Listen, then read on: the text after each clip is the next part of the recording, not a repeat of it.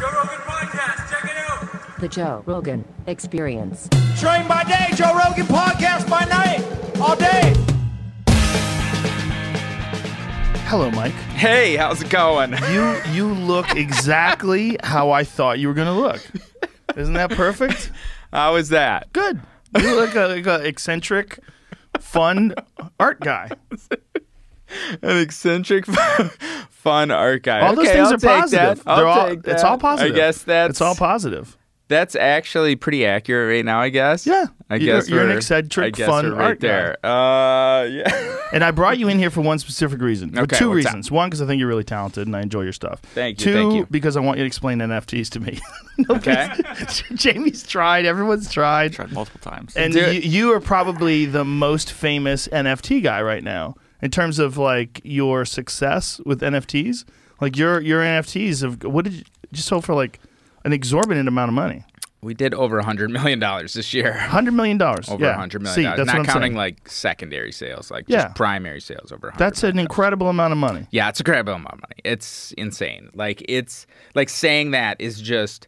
What does that mean? Mind-boggling. Does to that- me. Like, does that I don't know what that It's like means. you're I don't speaking know what words that in means. French that you don't know the names, or you Pretty don't know much. the Yeah, definitions of? It's something that I think is going to take a long time to process because it's so new and it's something that just came out of nowhere. Right. Like, again, I did not know of this like a year ago. What does it mean? What does NFT mean? Yeah, what does it mean? I know it's a non-fungible token, but what is that? So it's basically just a proof of sort of like ownership of something. It's really can be sort of like applied to like a bunch of different things. And to be quite honest, there's a bunch of ways you could use it and like I think it would be very interesting way to sort of like interact with your fans. And I think it will sort of permeate a bunch of different sort of like industries, not just art. That's just sort of the beginning of it. I think it's going to be like email. It's going to be like something where you don't get to be like, I don't like it. It's just going to be like it's like part of NFT being is on just the going to be internet. part of the internet. Yes. That it's I've just, thought about doing something. This is my thought. I thought about creating like a separate branch of this company and then having that entirely dedicated to charity. Yep. And then just use the NFTs to generate money for charity. 100% you could do Because I'm that. like, it seems like a great way to just generate money for charity. Absolutely, It you seems could do gross that. if I generate money for myself at this point in time. But if I just That's fair. That's generate just money for charity with that, I think it's a good idea. fair. You could generate a lot of money because Yeah. that's the thing. It's really just a great way to sort of like organize people around like a common goal. Like, did you see the Constitution DAO thing? No. So basically, there's like The Constitution what thing? it's called Constitution DAO. DAO? And so like basically, TAO? no, like, DAO. That's another. DAO. So there's DAOs are sort of decentralized autonomous organizations, and so that's another sort of like thing kind of in this NFT ecosystem. Hold where on a people, second. Did you know about this? Is this a new thing for you? Nope. I've tried to Oh. explain this too once or twice, but The it gets DAO lost. thing? I know it gets lost. Did you know the DAO thing? Yeah, literally yeah. told You you did? this Oh, yeah. multiple times, Joe. No, he What never the tried to explain. fuck? You never tried What to explain the a DAO to me, did you? I wouldn't have started with that.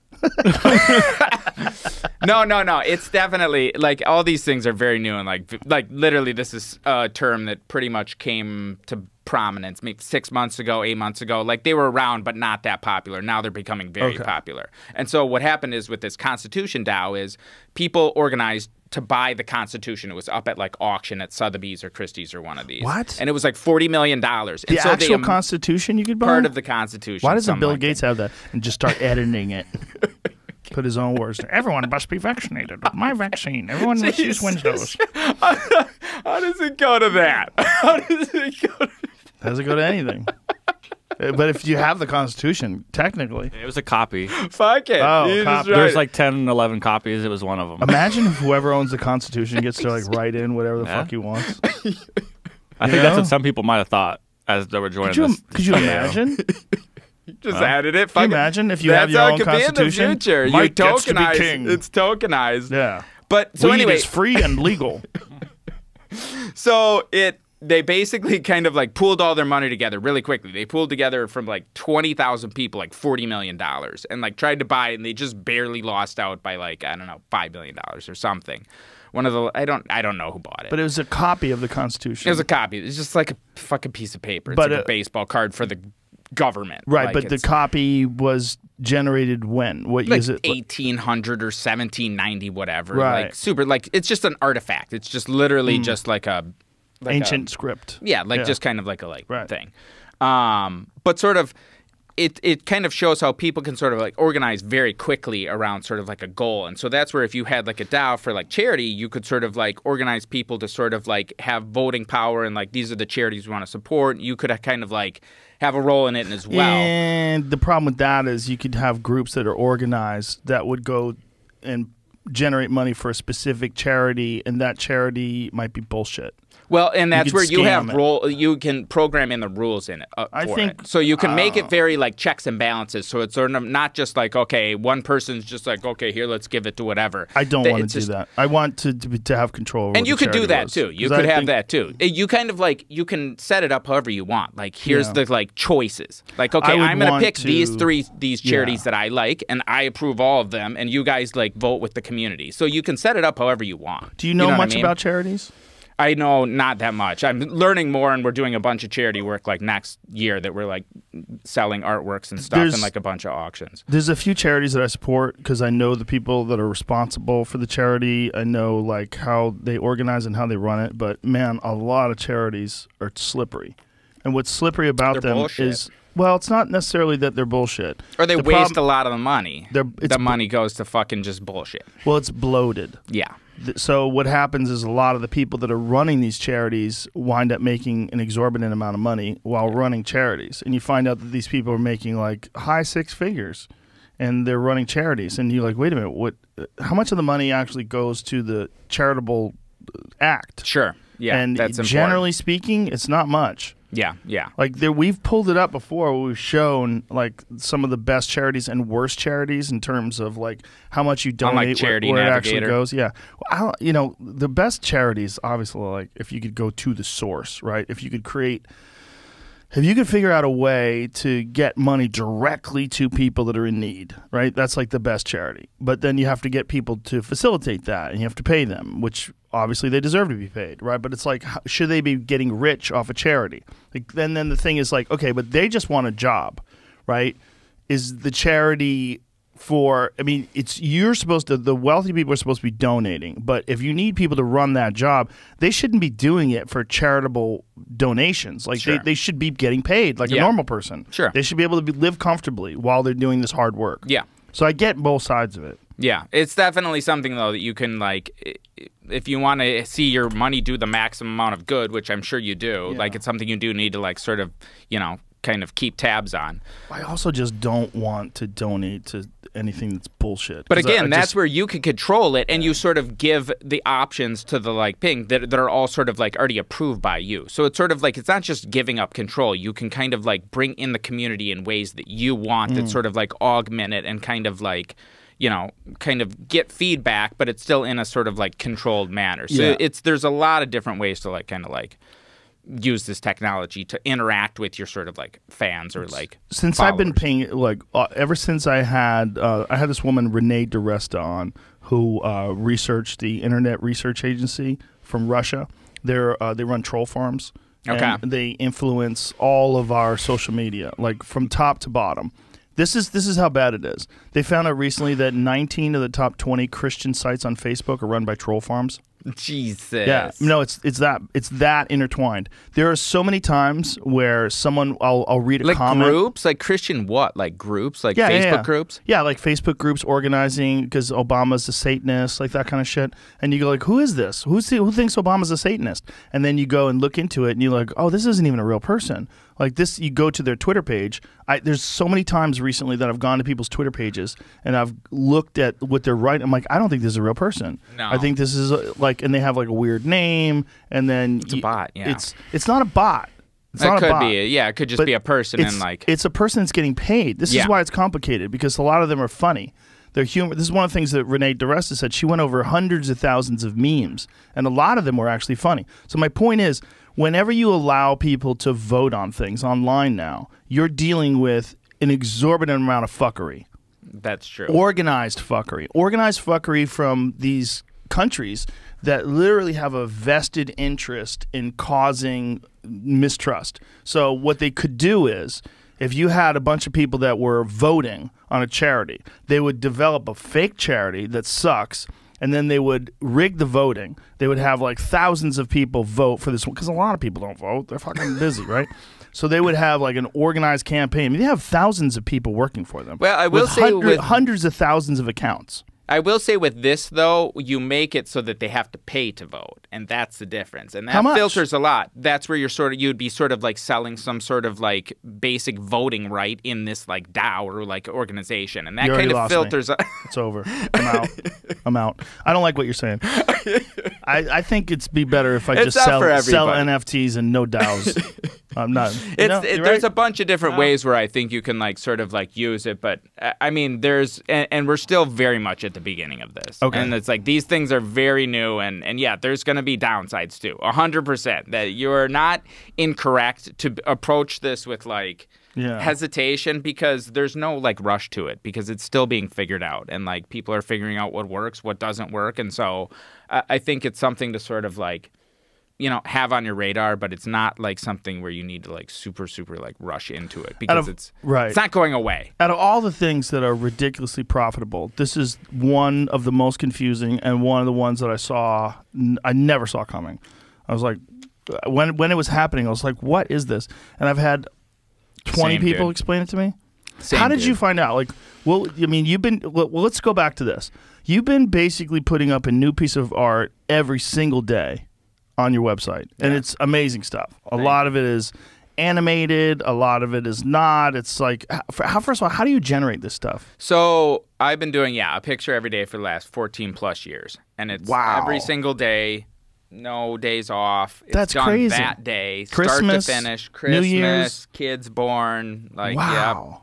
wife's about to go to the hospital. Is your wife like, hey, fuckface, take a day off? No, absolutely not. Insanely supportive. Like, she's been there the whole time. Like, she's a year, but we started going out a year before I started this, so she's seen the whole thing when nobody gave any fuck about what I was doing. But and now I'm like in you a gotta fucking be coffee like- shop, like with a fucking computer, no fucks given. Like, seen the whole sort of like progression. And Now you super have supportive. to be like, I told you so. No. She knew. Like, she was super supportive the whole time. So it's like she honestly, I think what people don't maybe realize is my story is a little more incremental than it looks like. It went a little fucking hockey stick at the end here, but like hockey stick. I like that. But it was like sort of, gaining popularity. Yeah. And that's how I learned of NFTs, is sort of like my fans kept coming up to me and like, you gotta look at this. You gotta like look at this. And it was like and I also was just like, what the fuck is this? This is not fucking for me. It's fucking complicated as shit. Right. Like, and you were just into the art. yeah, I was just this was a year ago. Right. This was sort of like I'd already done 20 years of art and build, a couple million followers on, social media and stuff. And sort of like, you'd see my stuff a couple years ago and like. Yeah, when did brought we it up. first get in contact with each other? I think I reached out to you, or you. 2019, something when I like that, started yeah. doing that like Trump stuff. Yes! It was actually right around when I started doing that like Some of Trump them were stuff. so preposterous, like mechanical Trumps with things off of his nipples, and wasn't there one with Hillary Clinton's head was inside of his gut or something like that? There's been a lot of bad stuff. This bad stuff. You mean the best artwork ever? Picture? Wait, pull Yeah, up there's the- one. Look at that one. Can you pull up Look the at that picture one from last night? Look at that one. Oh my God. Yeah, there's been some stuff. How are you generating these images? What do you use? So the program is called Cinema 4D, and the renderer that I use is Octane, and it's basically it's kind of like a sort of like 3D space. Like you play. That's the thing. Used to play. I heard Quake, and So it's like that. It's like a 3D space like that, where I can like think about the monsters. You can like place them wherever. I could just place whatever sort of like images or sort of like 3D models wherever I want, scale them up, break them apart, put boobs on them, draw on them afterwards, draw on the picture on top of it too, like change out any sort of like piece of it. Like I could.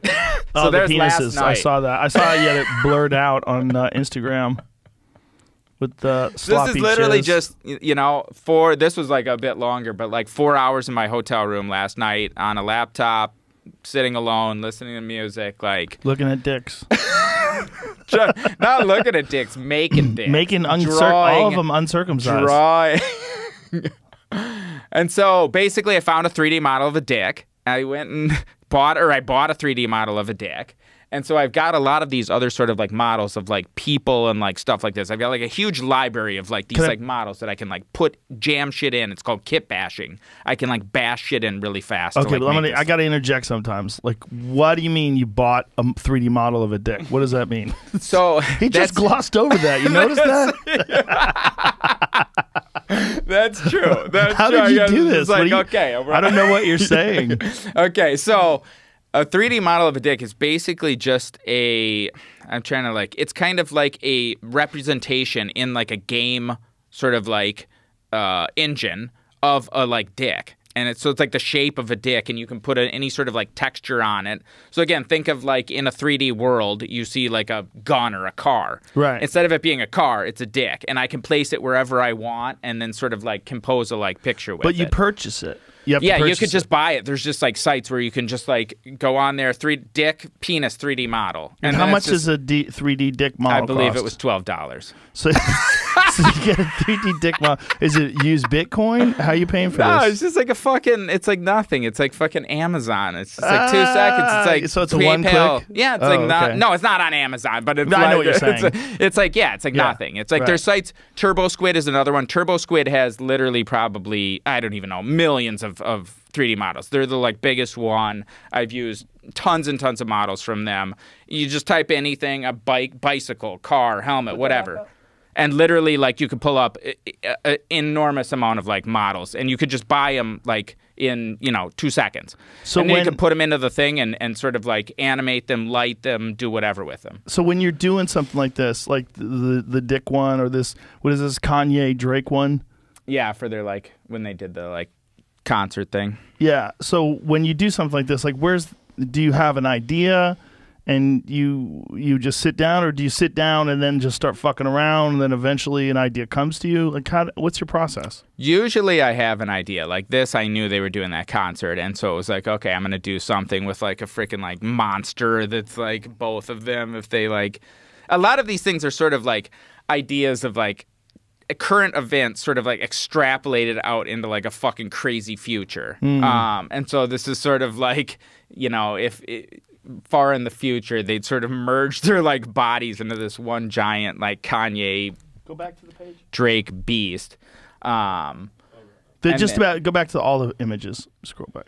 So who's that guy on the right hand side with the missile silos? What is that? That guy. So it's like a Santa, like kind of like imagining Santa was some sort of like in like a giant trash heap with all of these sort of like this industry that's sort of like grown around him like far in the future, and it's just sort of this desolate area where this giant commerce beast used to like roam the earth. Like it's very like I kind of sort of I don't know, usually just place these things, and then sort of like after almost I'm sort of like able to see and kind of like I have like a vague idea when I'm doing it. Sometimes a very specific idea, but a lot of times it's sort of like just playing around until I like find something that sort of, I don't know, resonates and sort of feels like a thing. And a lot of times I usually just run out of time because it has to be done by midnight too. What time do you usually start? Do you sit down at a specific time every night? No, it's sort of like usually it's late. It's but it like has to be done by midnight that day. Has to be done by midnight and to posted get one online. A day. That's it. There's never sort of like, oh, okay, I'm staying up till 3 a.m. It's done by midnight. Like and posted online. That is very like sort of. That's your rule. Yeah. This is 2 humans. It says. This is what is this supposed to represent? I'm gonna be honest. I have no idea. This was just like I liked how this monkey head looked. I have no idea on this one. I do not have some flowery bullshit it's for this dope, one. Though. I don't know. I just kind of like how the like teeth of the like monkey and just their like I don't know. Their eyes are like so crazy. And looking. is this another thing where you got an image online and you just started working with it? Same thing. It's sort of like I've got a bunch of things. So in that picture, I've got sort of I can make the ground sort of glossy to make it look like it's water. And then I've got a texture that looks like dirt, and I can just apply it to just a flat sort of like plane, and then it just looks like dirt. And then I can populate grass, and then just pull in like a 3D deer model and then sort of tweak the lighting and sort of I can also put lights wherever I want.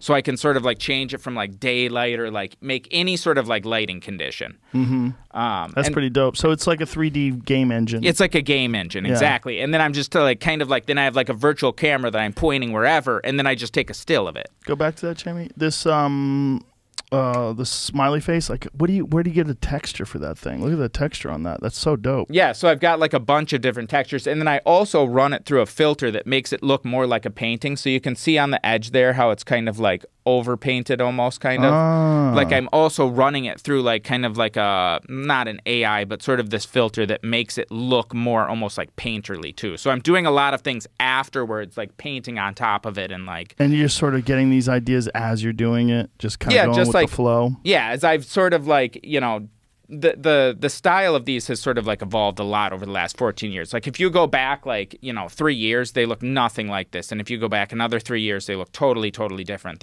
Most of them are like abstract, and they were just like sort of like colors and shapes, like no weird sort of like people or anything like that. So when you first started doing this kind of digital art, did you have a regular job?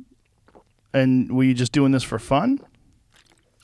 So I started when I was in college. There's water in this thing too if you want some. Oh. There's a glass right there for you. I started when I was in college, and I went to school for like computer science, and then just started making these like weird like digital art things and like short films with my friends and stuff like that. And then out of school, I got a job doing web design, and then just kept making this stuff on the side. There was no way to sell it. It was just sort of like putting it out online, and then sort of, it was getting me better like freelance jobs though. So I was slowly sort of like getting better stuff to you know, at the end I'm doing stuff for the Super Bowl and Louis Vuitton and Imagine Dragons cover. When did that Martin start stuff. happening? It just slowly kept building. And like, this is because of your presence online? Like people would find out about you? Yeah, and so like Louis Vuitton came, and they were just sort of like, okay, we want to put the everydays on the like clothes. And it was just like, what? Like you're just going to put these pictures on like women's clothes? And they're like, yeah. What are you saying? Everydays? The everydays. Those pictures. Oh. The everydays. Just each one of those like images. You call your images everydays. Yeah, well Most those people don't know what the fuck you're talking about, so slow down. Slow down. So this is one of your images on clothes? That's fair. That's fair. Yeah. You're saying everydays like everybody know, right? You didn't know what he's saying, did you? I do, yeah. Yeah, he speaks spectrum. He did. I'm did, deep in bro. the internet. Both of you guys are on the same level of the spectrum. That's on you. That is not on me. You're saying everydays? I put these everydays on. I don't know what you're saying. He knew. A lot of people listening don't know what the fuck. I'm trying That's to true. speak That's for true. everybody. So that's your original image in the lower right-hand corner, and then the actual clothes is what Louis Vuitton. Did these sell well? I have no idea. Did you ever to be walk down the honest. street and see some dork I- wearing one of these? I did not. Honestly, I have no idea. It's just Pretty dope. It's definitely very like super weird. And like we were at the like opening of this, and I did not think they had actually used it. Like I assumed they were just like, you know, These are real images, right? Yeah. That's like, that was the original image, and they were basically the original image had that McDonald's logo on it. They're like, change that McDonald's logo to a Louis Vuitton logo, and then they just put it on the middle. I of the want you shirt. to imagine being on a date with a girl and she shows up wearing that thing.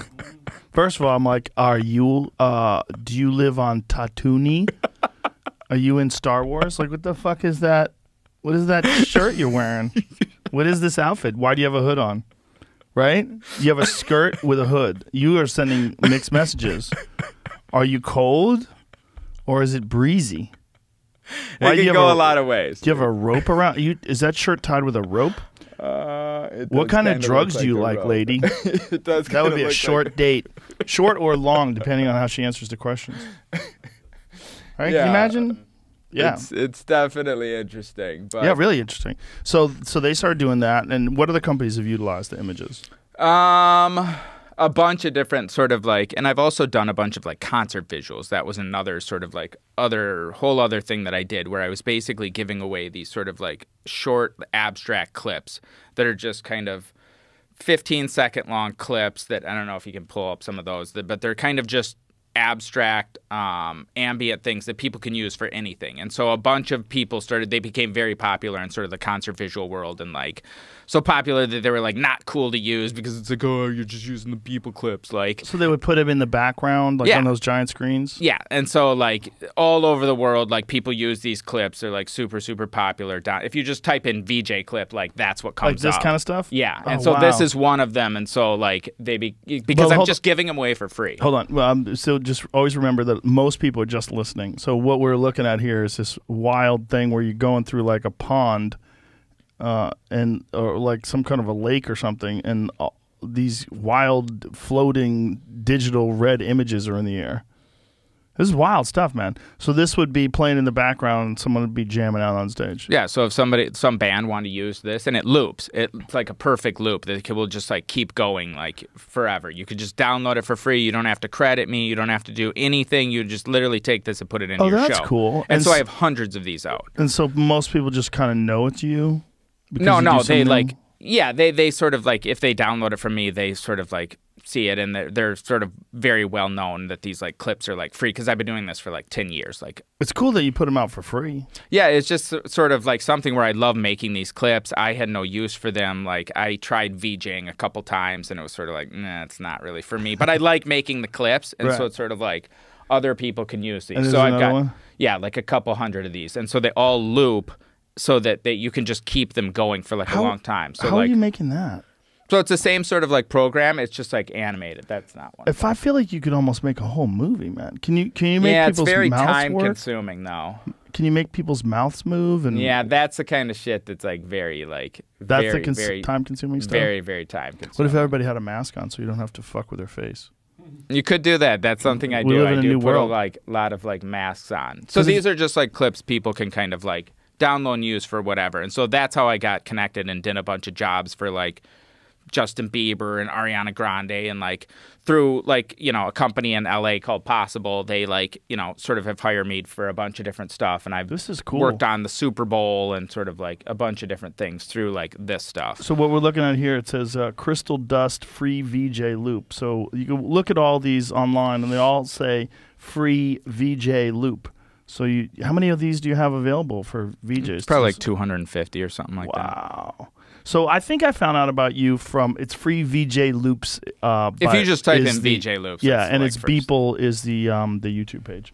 I found out about you. Somebody sent me. I think it was one of the earlier animated ones, whether it was a Trump one or a Kim Jong Un one or something like that. And I was like, "What in the fuck is this?" And So that's actually a pretty recent one, because that was only like 2-3 years ago. yeah, that's when I found out about you. Yeah.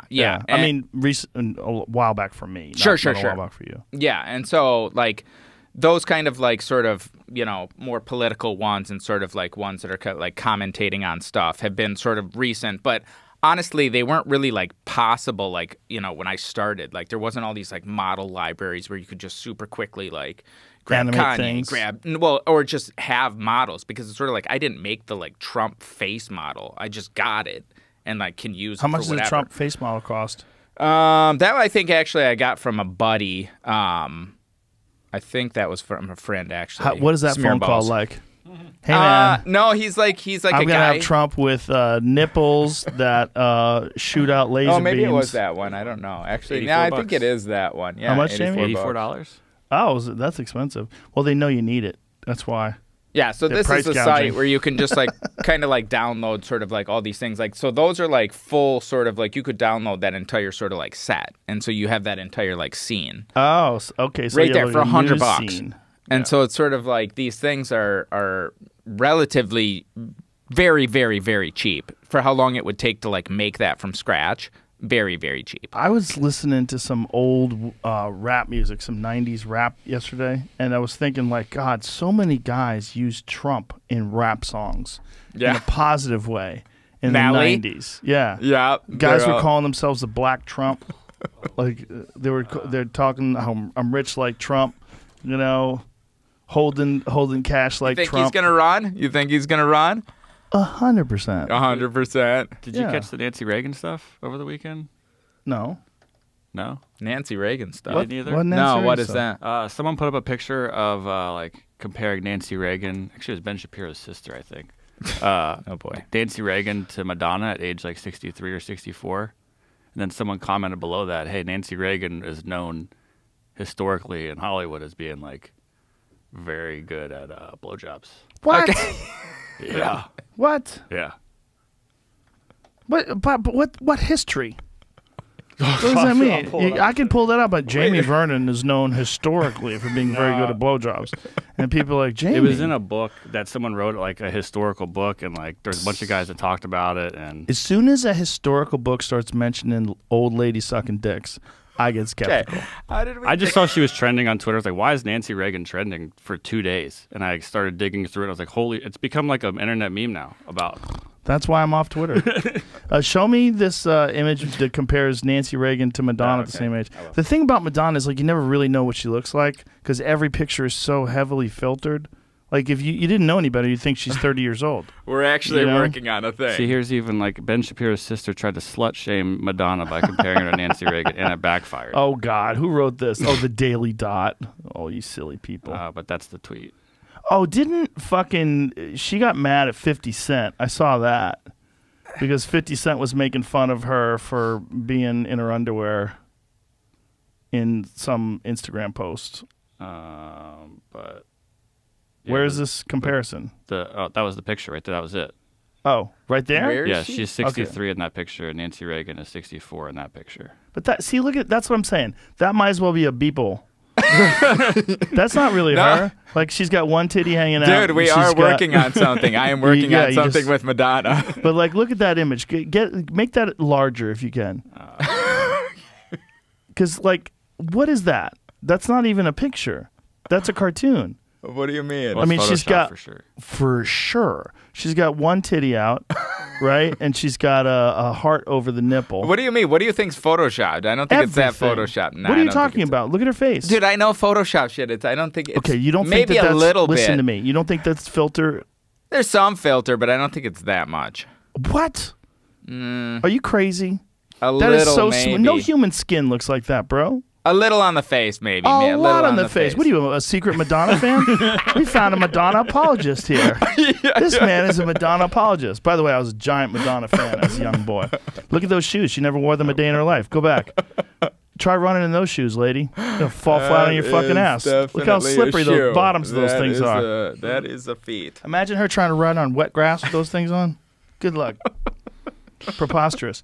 But it's still like when you're 63 years old and you're doing that. Like, and Nancy Reagan is with her whole grandchildren and shit. Let's see the picture of her. I don't know which one I'd rather hang out with. I think Madonna. She probably has a lot of cool gay friends, and it's probably a cool underground place she could take you to with great music and good hors d'oeuvres. That's right? true. Yeah. She seems like she would know a place to go to. They have like got that. Good martinis. Yeah, she knows people. Oof. There's her there. Okay. Okay, so that is odd. That picture's odd. But, she's always been odd. She's just odd and in her 60s now. Yeah, the thing we're working on, I will say, it goes pretty hard. It will be interesting. It goes. When have you ever done one that doesn't go hard? It goes pretty hard. We'll see people's reaction to it. So when did you first start doing the animations? So I've been doing animations for like a very long time, but they looked very, very different like 20 years ago. Like they were very simple and like the tools it was not 3D. It was like sort of like very synced audio and video. And so slowly I've sort of like the tools have gotten much more sophisticated that like the things you could do now were like, Hollywood like full effects like 15 years ago. Yeah. That it's like, okay, that shot would have cost like $15 million. Now you can do it for $1,000. Yeah, there's all sorts of like fan created videos They're online fucking now. good too, dude. They're fucking insane. Amazing. They're fucking insane. Well, the special effects that you can do with a regular computer now are just off the charts. The fucking phone now, dude. Yeah. Like the fucking phone's fucking crazy. Like it's just it's getting the tools are like getting cheaper and cheaper, and there's so much information out there too to like sort of let people get really, really quickly assimilated into a technology, and then they share their information, and it's just like multiplying like so fast how these things sort of like It's very exciting. Yeah, it really it's is. definitely. Just the cameras on these phones. I'm like, digital cameras, like a small digital camera. Jamie's a real photography nut, and so he still uses a real camera. But for regular photos, it's totally unnecessary now. They're insane. They're so good. I have an iPhone that I use. I carry two phones, and I have a Galaxy S21 Ultra, and you can take a photo of the fucking moon with this thing. Have you seen that? No. Dude, it's incredible. It has like some sort of AI fuckery is involved in it, but it has some insane digital zoom where you hold the Galaxy towards the moon, and it recognizes that you're looking at the moon, so it frames it up in a small square, and then you spread it apart and zoom, and you can get these high resolution beautiful images of the surface of the fucking moon. That's crazy. And See they if you can find specifically any ones that I programmed put it up. for the moon. Yes, it's called Moonshot. It's That's a mode. crazy. The That's Galaxy super sweet. cameras are like, look, the iPhone cameras are fucking incredible, no doubt. But the Galaxy cameras have way more adjustability.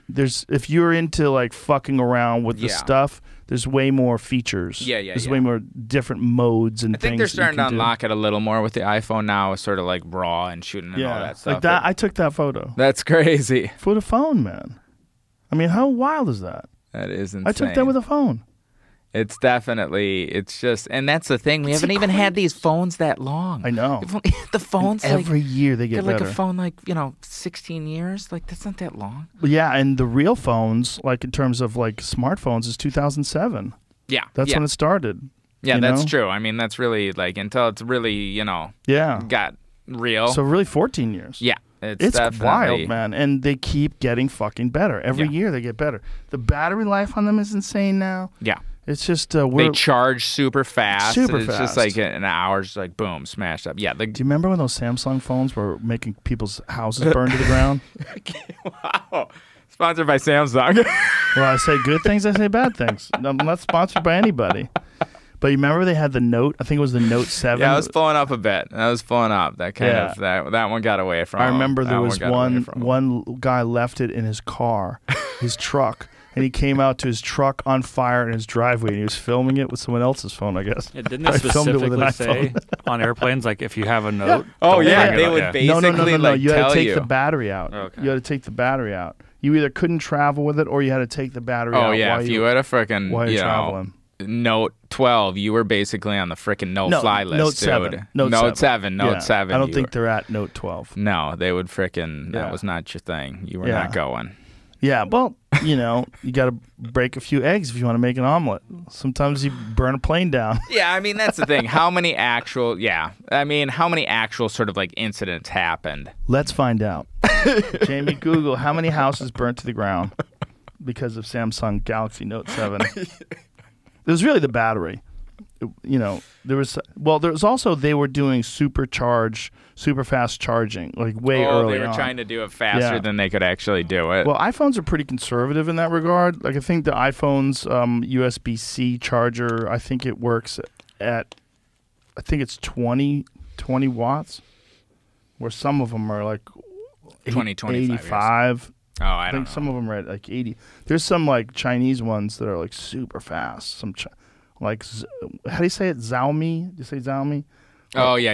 I know Yeah. what you're talking about. I don't know how you say it. Yeah, no, some of those cameras are crazy too. They've Yeah. got like 2,000 megapixel cameras and like crazy stuff. But it doesn't necessarily translate to better images. So like the iPhones, it's about like image quality. Yeah, Like you don't AI. necessarily need the most pixels.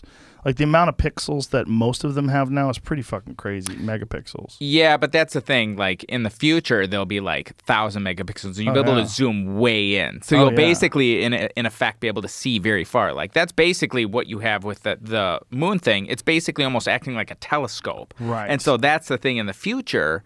If this Yeah. keeps going at higher and higher resolution, you'll basically be able to see insanely far with these things. Right. That it's basic, 20 years from now.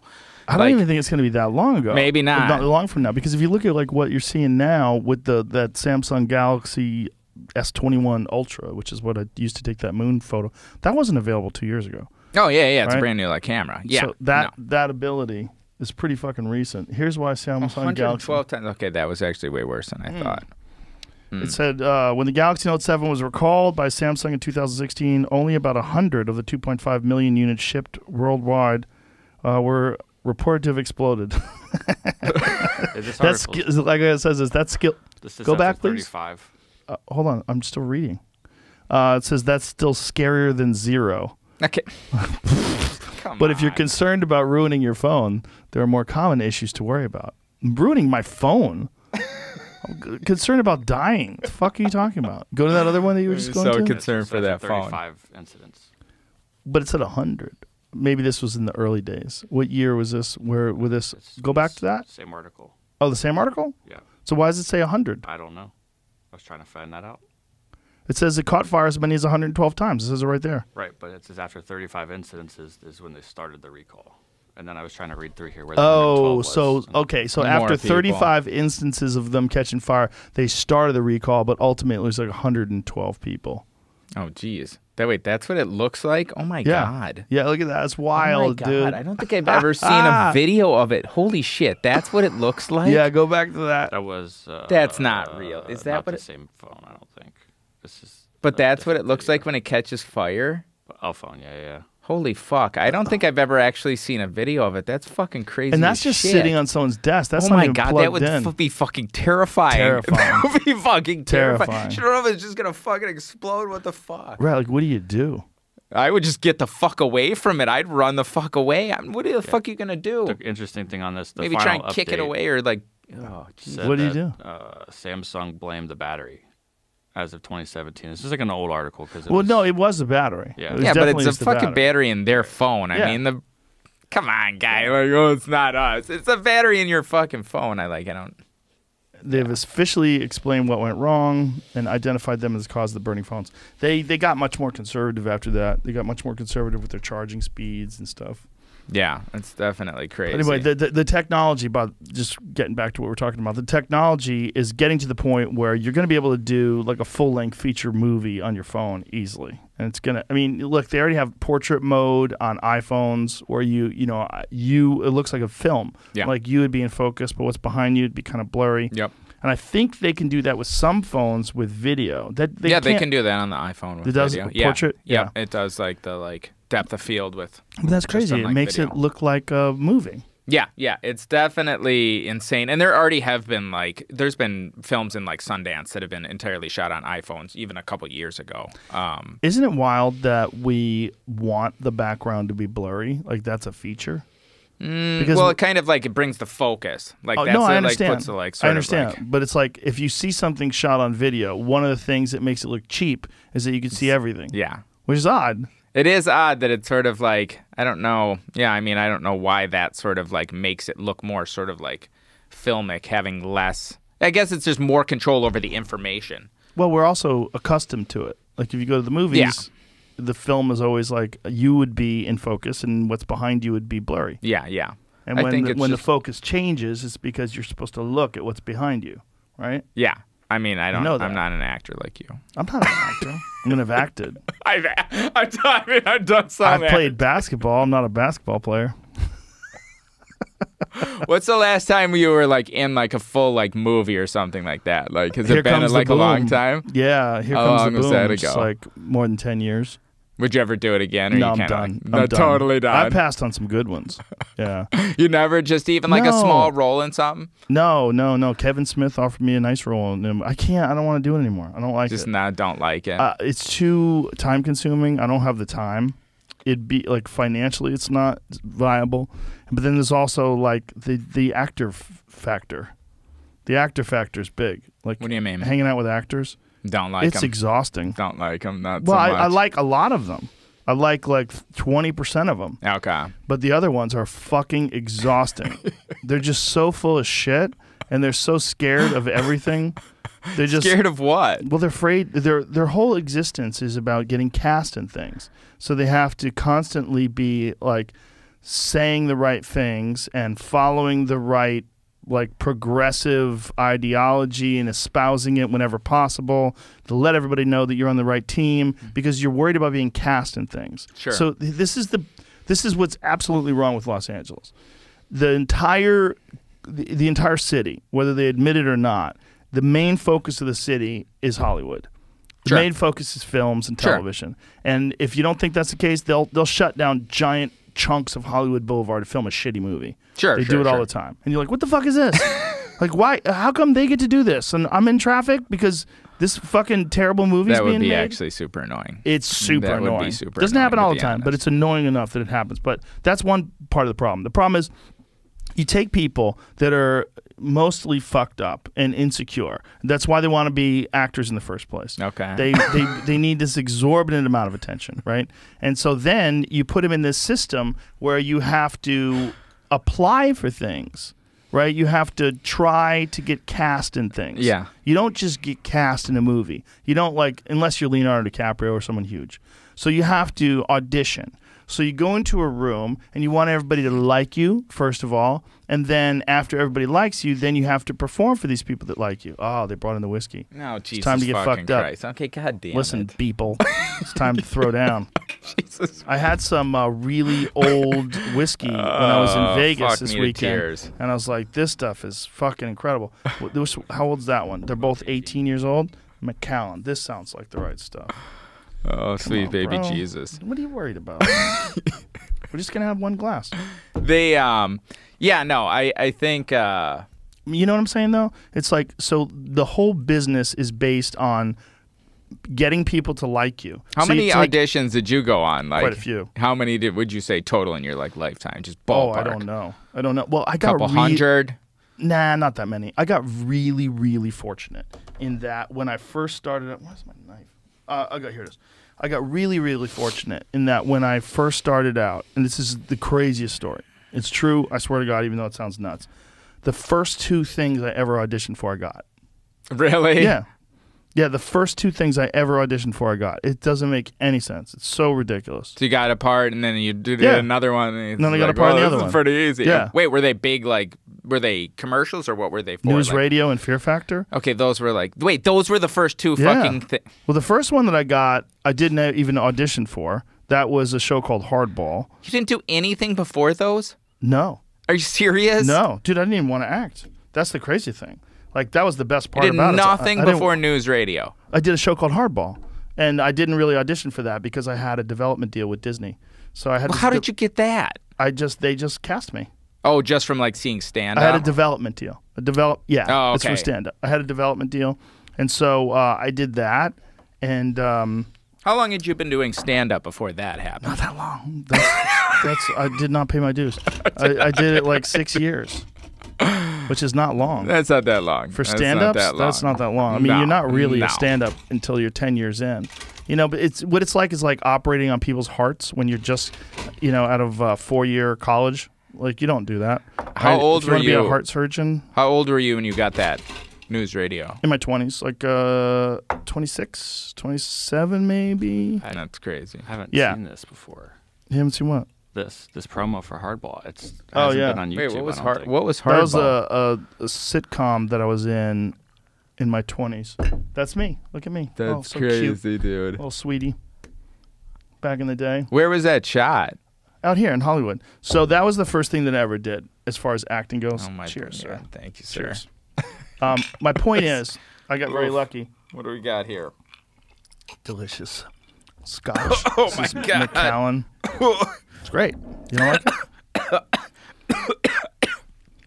Oh my lord. Come on, bro. Settle in. Whew. So the point is, like, that system is crazy, and I got very fortunate that I didn't really have to be a part of that system. I snuck in.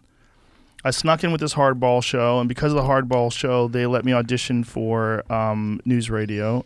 I got news radio, and then Fear Factor was right after that. I think maybe I auditioned for like a thing or two in between that I didn't get. That's crazy. How long did you do Fear Factor for? 6 years. Yeah, and then when I News was done radio with was like that, 6 years, 6 5 years. So I was like, I'm out. I'm out. Totally done. I'm out of Yeah, it's like it's too much. It's not necessarily the best thing to do for stand-ups because it's good in that people get to see you and that you develop an audience, but it's not good in that you become part of that system where you have to say what you have to be very liberal and then I am very liberal. Sure. But you have to be. Yeah. I know what you mean. There's a bunch of things that you have to set. Sure. Like, you want trans women competing because they're regular women. You want them competing against women in sports. You have to say that, even if it doesn't make any sense. Even if you're like, but what about that Penn swimmer who's like 38 seconds faster than all the other women? Shut up. Don't be a bigot. Like that kind of thinking is what happens in Hollywood. And it's not because they really think that way. It's because they're terrified that they step outside the lines and they'll be, oh, he's another Scott Baio or something. Even Chris Pratt gets in trouble because he's Christian. I saw that he was the worst Chris for a while. Bro, he is the nicest fucking guy I've ever met in my life.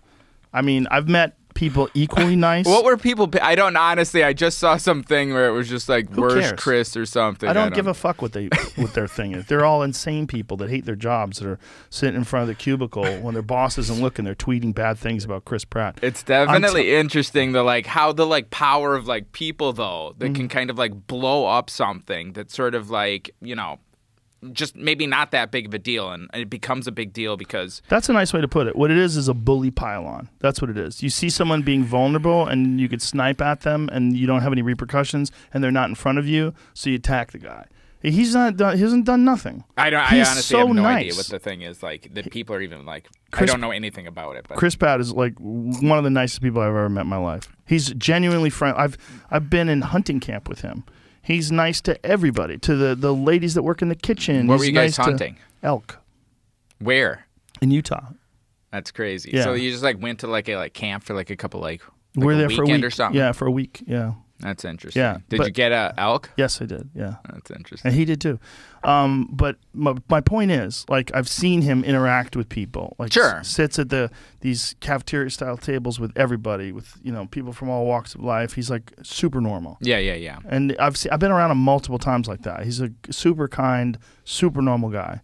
It'll be interesting. He's fun too. He's a fun guy to be around. I'm excited to see that Mario movie. Did you see that? No. The Mario. He's I'm pretty sure he's the voice of Mario. Oh, the voice. I thought you were saying he's going to be a Mario. live action Mario. No, I'm pretty sure it's all animated, but he's the voice. He's what else has he done other than the Guardians of the Galaxy? He's got something else. He's in Jurassic Park thing. Yeah. No, he's in the new Jack Carr series that they're doing for Amazon. Do you know what that is? Jack Carr is he's got these amazing books about this character James Reese, this Navy SEAL James Reese, are really great thriller, a action Tom Clancy books. type. Yeah, very similar, a Okay. Jack Reacher type thing. Okay. Yeah, but this guy James Reese is his primary character, and he's being played That's for by Chris Amazon Pratt. or Yes, something yes, like that. Yeah. Anyway, That's point interesting. is, he's one of the rare guys that's he's kind of outside of the lines in terms of his ideology. He's a Christian. And pretty sure. open about it, and because of that, they attack him. And it's something so simple, he just believes in Jesus, and he likes to be a good person. Sure. And they're like, fuck him.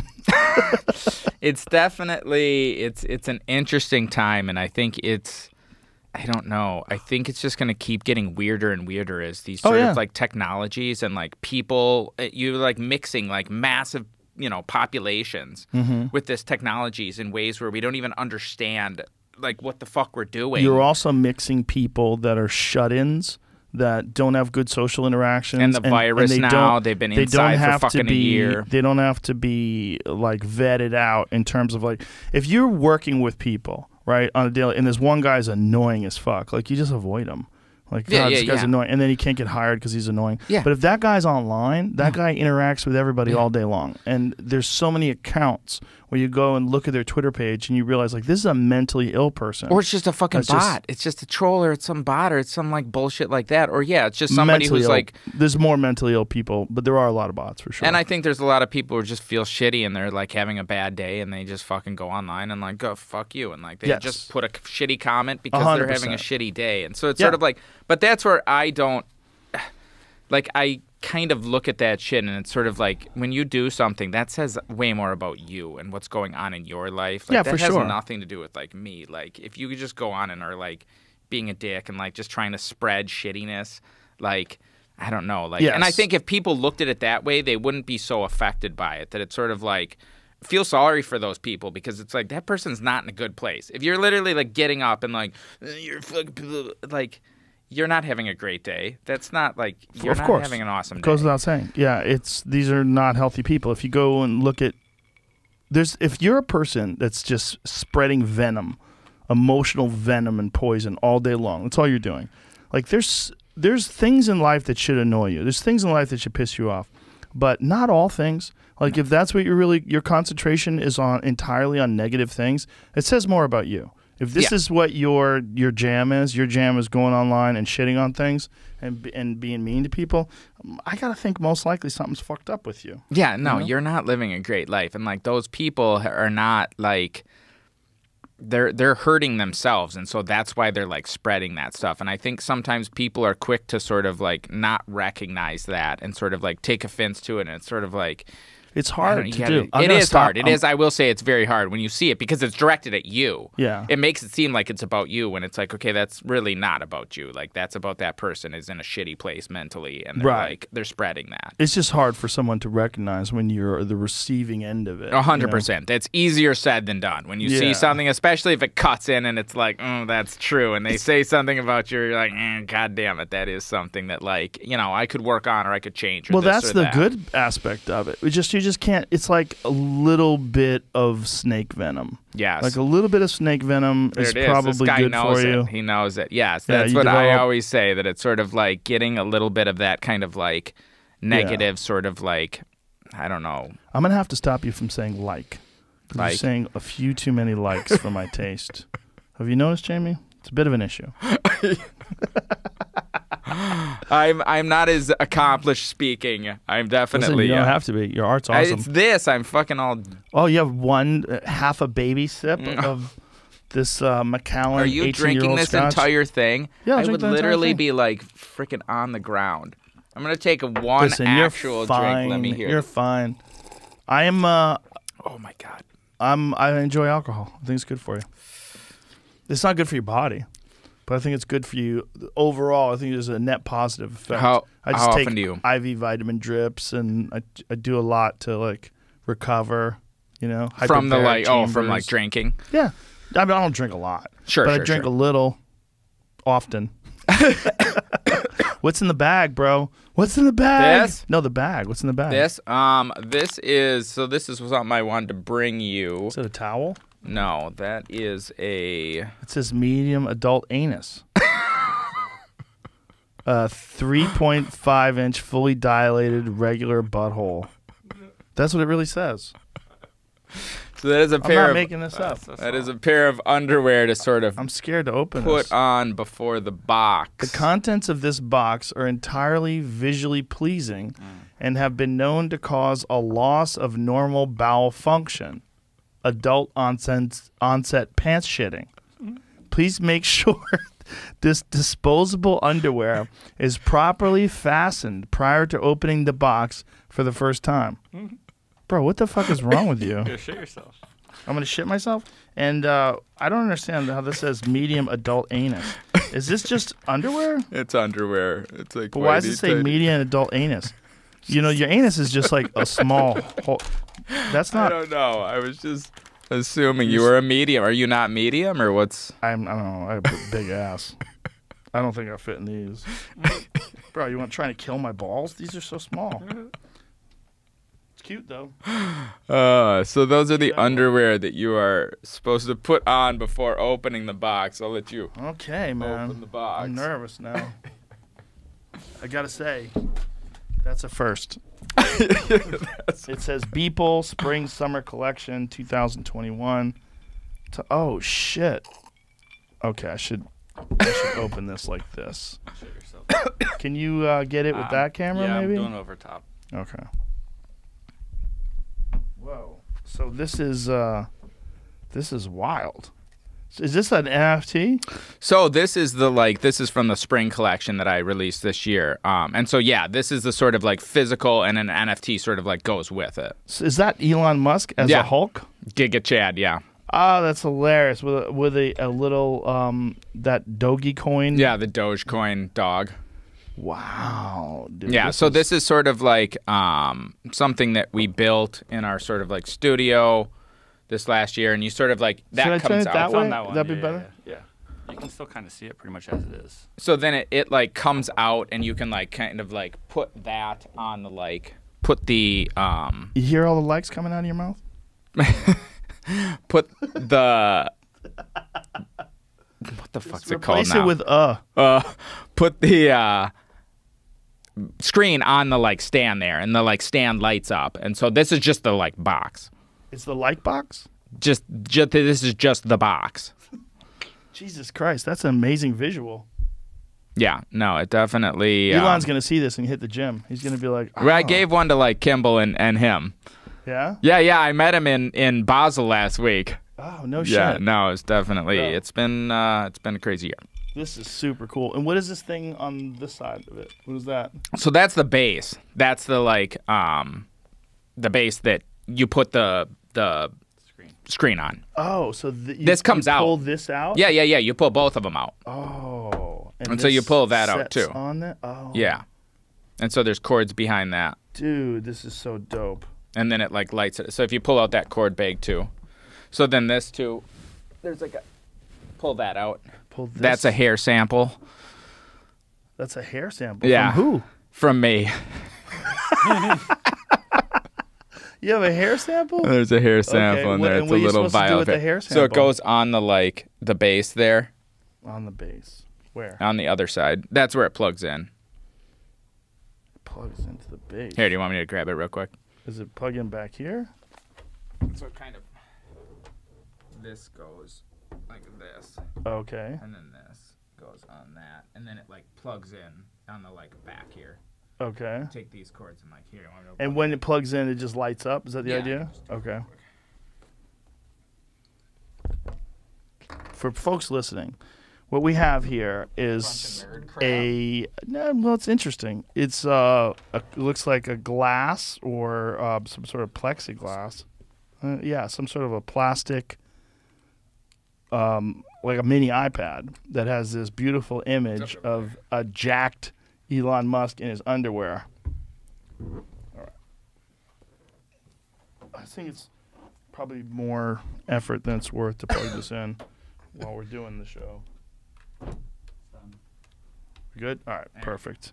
Ta-da! And what is this little cord here? This one, this extra one. That just plugs into the back of the like screen there. Oh, okay. And what does that do? It just powers the screen. The screen has like a battery, but then over time it'll over Okay, a couple so- hours. So there. Ta-da! There you go. There we go. Oh, and now it's black and white somehow. It's like going through like kind of like a loop, showing the like sort of like image and kind of like how the Oh. image was made and sort of kind of a little bit of the like kind of behind the scenes. of Pretty it. dope. And what is this Q code? and So QR that goes code? to the, like my site, and you can kind of see the other people who own this. So this is on the back. You can see how it's signed. It says 60 out of 100. So there's only 100 of these that exist. And so you've got the like number 61, and like Who's got number 69? I'm not sure who has number 69, but somebody bought number 69 because they wanted to Because they're have that silly. one. Yeah. But That's very dope. yeah, Thank so you it's very sort of- much. That's super cool. yeah, so this is sort of like one of like a few different like pieces that were released in like spring, and this was like one of the everydays that sort Yeah. of like day. Okay, cool. Well, thank you very much. That's awesome. Appreciate that. Very dope. I'll put that right there. I don't know if we can keep it on the desk because it needs a lot of attention. It does. It's something that definitely I'll have a spot for it. sort of like draws you in, but it can be a lot. It can be I a think lot. it should be right in front of you, Jamie, like right there. It's fine. Like if it sat right there, that's I got not too plugs. bad. I have plugs for it. That would work, right? Let me do it. Yeah. No, we'll keep it here for now, but then after the show, It's a put it big over thing. there. It's a pretty big dope. thing. Thank you very much. Very cool. Yeah, I appreciate it. So, how long do you think you're gonna keep doing this? Is this Probably the lifetime rest of my project? life. Yeah, Really? this Every is- day? One a day? We gotta see it through at this point. We gotta see Wow. it through at this point. I mean, it's See it one- through to the end on your I mean- on your deathbed. Hold on before you put me in the suicide pod. Have you seen those suicide pods they have now?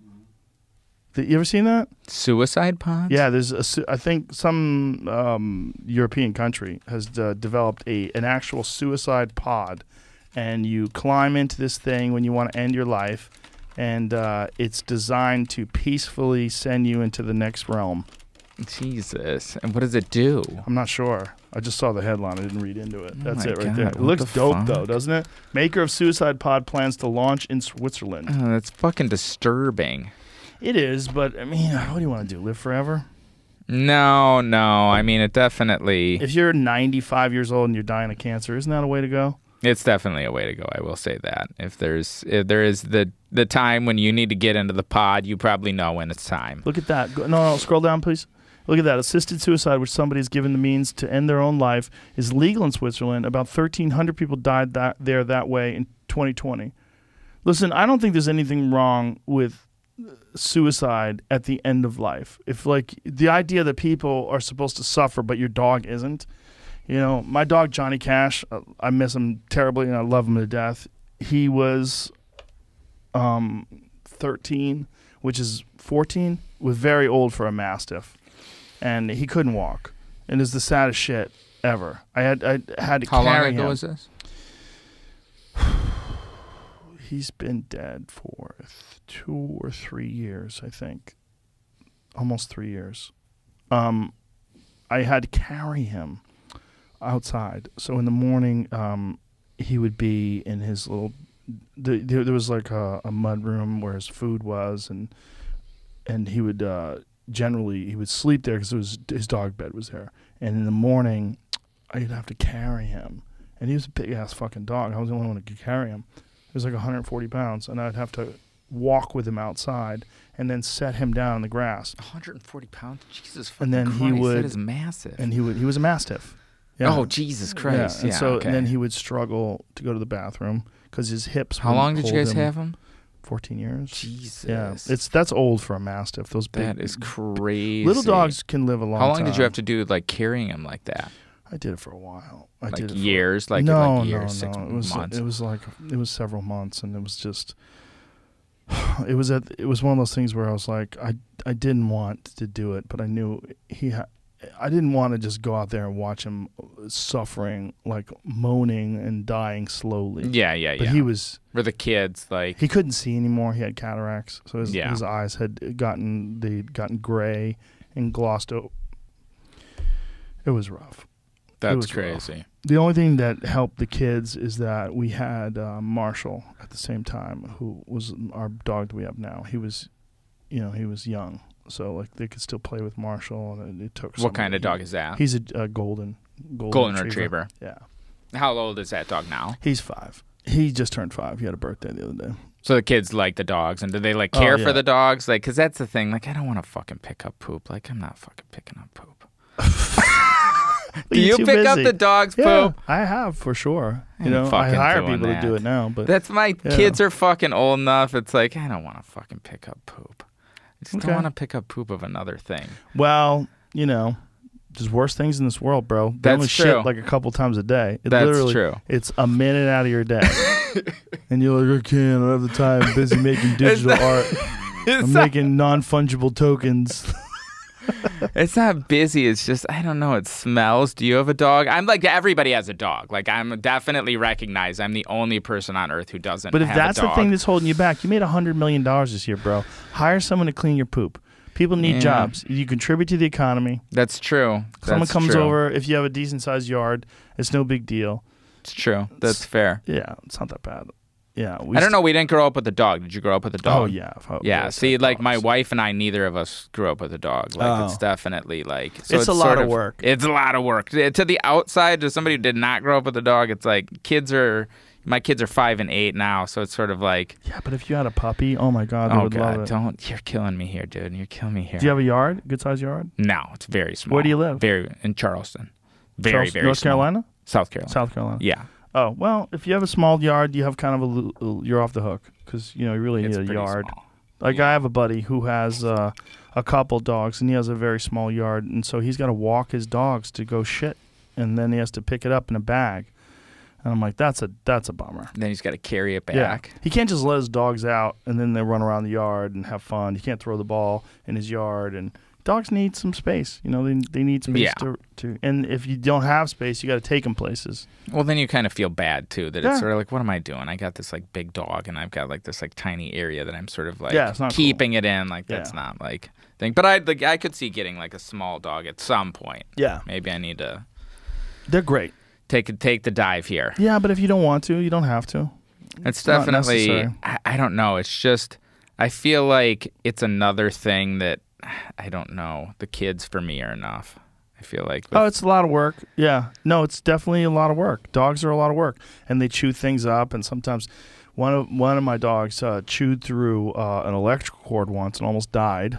You know? Jesus. Yeah. They'll chew through cords and get electrocuted. What was the cord to? It just doesn't matter. They just bite things. They're dogs. They don't know what the fuck electricity is. I barely do.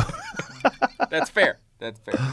I don't know, man. I love dogs. If I lived without a dog, I would feel weird. Do you take them on the like hunting trips and stuff like that? No. My dog now, he is like I said, he's a golden retriever, and they are bird hunting dogs. Like they're really good for that.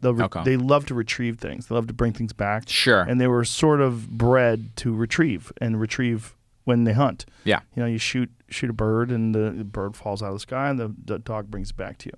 Yeah, all my friends back in Wisconsin like hunt. Like pretty much I'm the only person who's like, okay, fucking weirdo digital freaking art goon. Like everybody else hunts like 100%. Well, there's nothing wrong with being a digital art goon. You're contributing to society. It's amazing work, but it's not a bad thing also to do different stuff, to do other things as well. I'm not very well rounded. Like I don't have many other interests outside this stuff. Does it bother you that you're not well-rounded? No. Then it's fine. Yeah, it's definitely one of these things where sometimes I feel sort of like I wish I had more things that I was interested in. Like you've got like all the like sort of working out and kind of like it seems like you have a lot of interests. I wish I had less things I'm interested in. I really do. I would like to have have multiple versions of me that can run several different lives simultaneously. Because I've often thought, like, if I decided, if I had a moment where I could say, all right, this is what I'm going to do and only this, how much further could I get in that? And there's something about one solitary pursuit where there's some sort of benefit in focusing all your attention. Like, look how far you've gotten with your digital art. I do multiple things simultaneously. The only thing that helps me is that these things definitely feed off of each other. Yeah. Like the podcast and stand-up work together. 100%. They have synchronicity. They work together. And then the UFC, it benefits from me. It benefits from me doing the podcast and benefits from me doing stand-up because when I talk in front of millions of people live, like during the broadcast, I'm not nervous. I'm so accustomed to talking. You seem totally fine. It's no different than like talking right now, which is no different than me talking like we were talking before, right? Before the show when I first met you, it's the same as now. No, it's because 100%. I do it so often. So they work together. But I'd also I have a deep fascination with so many different things. Sure. I have like multiple things that I'm really interested in that I'd like to pursue. You seem like you're all day long. very curious about a lot of different things. But I think, like you said, all these things sort of like feed into each other together. That it's sort of like the same demographic of a lot of these things that sort of or similar demographics that sort of like are all kind of like interested in these, various different things. But if you were going to focus on one thing, what would that thing be? Or is it just too hard to like sort of like pick one kind other than the things that I already do? Yeah, is there one of those things that you're most sort of like excited about, or they're all kind of like equally sort of like interesting to you? Like you have so many things going. I wonder how you sort of like decide to sort of like spend your time. Well, there's obligations. Like I have obligations with stand-up to perform on a regular basis because if you don't, you get out of shape, and then write on a regular basis because if you don't, your act gets stale. So there's obligations to do that. If I had to do one thing, if I had to abandon everything and just do one, it would be stand-up. Stand-up. I would say I'm just going to abandon everything else and just do stand-up. That's the most sort of like kind of like pure like sort of like thing that you're most... It's a pure exchange, right? Because like if you put the most amount of effort into the work and you go on the road a lot and you tighten up your act, you get it to where it's a great show. the people are enjoying it. So they pay and they enjoy it. They leave with this great feeling. It's a real good exchange. You know, it is for me. Like if I go to see a stand-up, like say if I go to see like, you know, Mark Normand or something like. Let me give you for an example, Ari Shaffir or Tim Dillon. Someone was really funny. If I go to see them live, if I paid money to see them live and laugh my ass off for an hour and a half, I walk out of there. I feel really good about the exchange. Sure. I feel really good about the fact that I'm supporting them. I go to see them. They obviously put a lot of effort into their act, and it comes off in this great act. And it's organic. Like it works. Sure. It just feels like a sort of like common sort of like And I feel that way that you're speaking about podcasts too. I mean, it's like you're doing something. You're putting out this audio and video conversation. You're doing your best to make it interesting and to make people sync up to it so they can follow the way you're thinking, and you have an enjoyable conversation and point of view, and you develop this relationship with these people that are listening. Like this, it's very positive rather. What are the podcasts that you really like? I like Radio Lab. That's I don't know if I've heard that one. It's a very good podcast. It's very interesting. What's really it about? That. All kinds of things. It's very heavily produced, like sound effects and edits, and there's a lot going on with it. I listen to a bunch of my friends' podcasts, like Tim Dillon, Bridget Fetisi has a couple of great podcasts. Ari Shaffir's got a great podcast. There's a lot of podcasts I subscribe to, and then I just like look at my phone and go, "What am I going to today?" Sure. Do you listen to any of those like murder things? I don't like that shit. I'm not interested. I'm not a girl. Girls are really interested in true crime shows. I don't know why. Right? It's kind of a universal truth. To me, it's very fucking creepy. It's like, this is a person who actually died. Like, it's like, I don't know. It's kind of like you're getting entertainment from like hearing how this person died. But again, if people like him, popular. whatever. It's very popular. It's definitely people with like women. But for to some me, it's strange just reason. very like, I don't know. That's like kind of creepy as fuck. Well, I think for women, they want to fucked know, up. because most murders are created by men. And I think women want to know what the fuck men are capable of. And I think for them, it's like, That what? could be part of it. It's also part of, like, women traditionally, and this is a gross generalization, ladies, it's not a stereotype, this is just saying. Oh boy, here we go. Women traditionally have been, in hunter-gatherer communities, they have been responsible for gossip. And there's a place for gossip. It's actually important. And gossip is to make sure that people are held to a certain moral standard that the community accepts. That's true. And then to find out who's stepping outside of those lines and who's doing things wrong, and what girls you can't trust because they're sleeping around with all different guys' men, and what men you can't trust because they're lying about this and lying about that. So it's like a little morality police. Yes, but that's their job. That's why they're so chatty. Right, that's the job of women in these small hunter-gatherer societies, is to sort of keep everybody in line and find out what's going on, and I think because of that sort of affinity for gossip, they're attracted to these murder mystery shows. Like, oh, and then what did he do? Well, then he hid the body in a steel drum, and you're like, oh. So women love those shows. I know so many women. I know a lady who does one of those. She actually does one of those. One of my wife's friends. She does the voice or whatever. No, she has a fucking podcast. Oh, okay. A murder mystery podcast. It's all about murders. And I'm like, why? Like, why are you into murders? But those true crime podcasts are very popular with women. Like, I don't know how you can listen to that for like an hour and then you're like, I'm just gonna like go pick my kids up or like go like. I don't think they have a problem with it at all. They love it. I know. It's like but it's just sort of like, it's kind of fucked up. Like how.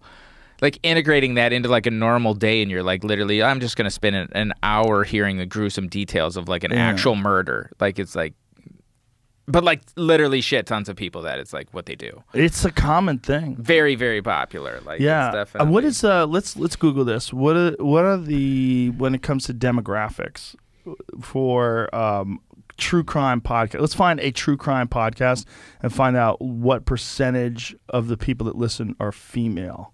That would 'Cause, be like, interesting to know. if That you- would be interesting to know. Yeah, because this podcast is predominantly male, Yeah, no, I got that. but it's not on purpose. I got, I'm not I trying got, to exclude- honestly, I mean, almost all of mine are the same too. Like Yeah. it's like 80. I could see on Instagram, it's like 80% like when male you as have well. a bunch of giant dicks with jizz coming out of them That's- attached to missile silos, Weirdly attracts dudes. Weirdly Okay. attracts dudes. predominantly female. Look at this. Previous studies have shown the true crime podcast audience is predominantly female, 73%. That is bananas. And that listeners tune into podcasts to seek entertainment for convenience and to avoid boredom, while women are attracted to the true crime genre because they are drawn to female protagonists. Oh, interesting. I don't know if that's true. Because they listen to these true crime. It's not just domestic abuse stuff. They listen to murders, like men murdering men. Yeah. What is that? What do you? We just pull up a paper? This is the paper that Fundamentally different came stories from. that matter. The true crime podcast and the domestic violence survivors in their audience. Okay, well this is one. Okay, well that makes sense if it's women that are reading about like men who've murdered women and try to get away with it. Because that's like every woman's worst fear is that she hooks up with a man and she winds up having a relationship with him and then he murders her. Yeah. Or That's doesn't even hook not up with her. great. When she meets a man somewhere and he murders her. Women worry about men murdering them. It's not. Yeah, it's that's not real. That's real. That's real. That's real. It's a difference That's real. between what men worry about. You know, men worry about women pretending that they like them and stealing all their money. It's definitely a different A level less of heinous concern. crime. It is Yeah. definitely a different level of concern that Yeah. women necessarily have to have. Oh yeah. Like that's not like for no reason. I think to be that's- quite honest. Yeah, I think that's why they are attracted to true crime podcasts. I think they want to know if they get a database, you know, they get a baseline. So like you get to read a bunch of different stories about all these things, then they'll kind of recognize patterns. But do you think that will make people like subjecting themselves to this like information because those are such outlier sort of like cases? Do you think that's gonna like fuck with people's heads over time because they're kind of like immersed in this world of murder when murders are insanely rare? You know what I mean? There's you know, it's really not a super huge chance that you're gonna get murdered, just statistically. You know what I mean? You sound like a guy who's ready to get murdered, right? Not even thinking ahead. Is this that's okay? God damn it! They lured me to fucking Austin. What is this? You fucking goddamn sons of bitches! Is this murder juice? It's 18-year-old Full on Scotch. fucking murder juice. Highland single malt Scotch. What do you got here? That's another single malt Scotch. Is this what you? good stuff. Is this normally what you drink though, or it seemed like this was not normally what you? No, drink. I had some of it in Vegas this weekend. I went to a delicious restaurant. I can't recommend it enough. It's called Bazaar Meats. It's at the Sahara, and super good. oh my god, it's so good. They use these Argentine grills. It's the head chef is Jose. How do you say his last name? Jose Andres. Andres. Is that how you say his name? He's a very famous chef, and he's got this restaurant in the Sahara where they cook over live oak fires, and they have those Argentine grills. So it's on a crank. So they raise and lower the grill, and then they have the fire roaring underneath it. So this is how they cook in Argentina, how That's they cook crazy. meat. Oh, it's so good, man. What kind of meat was it? Steaks. So this is how they is that the restaurant. Oh, that See does if you look can delicious. show if they have any images of the way they cook, because that's just as exciting.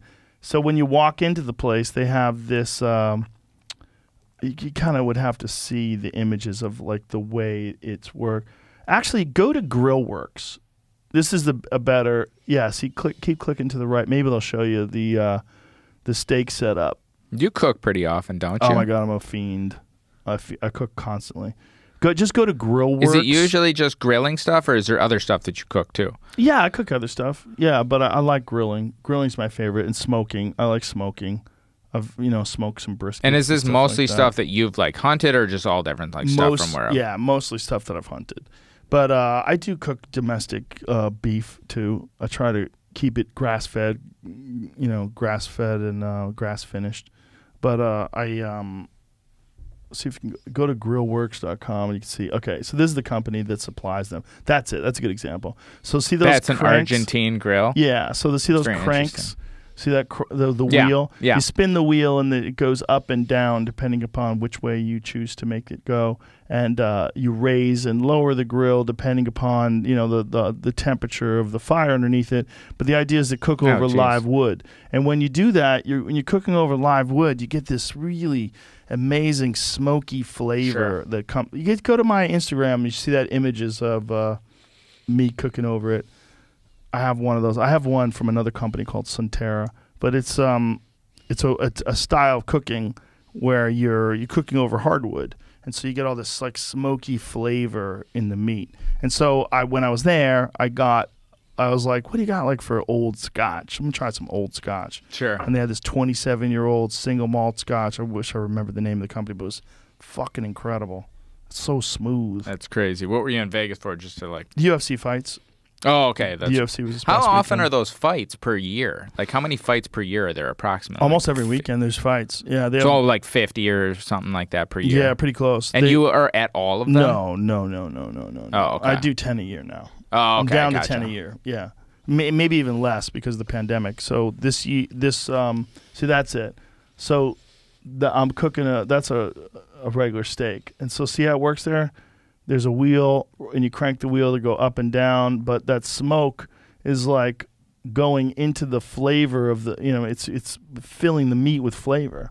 It has a very distinct flavor when you cook over smoke like that, over fire, hardwood fires. Sure. It's incredible. I fucking love it. It's my absolute favorite way to cook.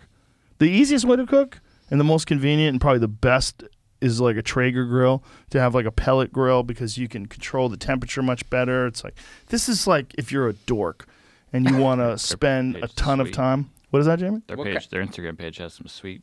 Oh yeah, their photography is incredible. What kind of like pellet things do you usually use for it? Oh, different hardwood pellets like apple. It's like this company Grillworks, that's like the Rolls Royce of these kind of grills. They're as good as they get. Like, look at that rig. That's pretty sweet. And so that's a like complicated one that someone's got installed in their backyard and really high end stuff. But I'm gonna be honest, I know nothing about grilling. You It's cook? super interesting. I never cook At all? Honestly, my wife grills more than I do. Like, she literally will like. Does your wife peg you at all? Just You know, asking. I knew that was going to be the absolute next question. Right? As soon as I said my wife grills, I'm like, okay, next Well, question. any guy who goes online and does gets your digital fucking images of dicks. wife? That's fair. It's fair. I open myself up to that, and to be on full honesty, You left it that open, was, fella. That was definitely the Cheers. next question. There it is. There it Cheers. is. That's a no. That's a no. I don't expect That's you to where I answer, say honestly. I'm not like well-rounded. Like, I just like I don't. You I'm don't like have a to be. baby. Besides anything other than this fucking weirdo Yeah, but you shit. do that so well, and you do it every day. Look, the world needs all kinds of people. That's true. And the thing is, like, when I talk about different things, I don't think that anybody should do what other people are doing. I think Sure. you should do what you want to do, Yeah. but just do something. Yeah. The real problem in life is people that don't do anything. Yeah, 100%. You don't want to just be a consumer. You want to be a participant. And so many people, they allow themselves to be relegated to the role of a consumer, to only be a consumer. Well, I think these things, that's where the algorithms fucking feed you, and they fucking keep you just kind of like... Yeah, but you don't have to do that. No, you don't, but it's like it sucks people in, and that's where I think it makes it easier to not do anything. It certainly I does. think it distracts you from actually fucking doing something, because you get that tiny little dopamine hit that just keep scrolling, keep doing nothing, Yes. keep looking at this, keep consuming. Well, it's setting us up for the Matrix, right? And this is what Zuckerberg's trying to do with Meta.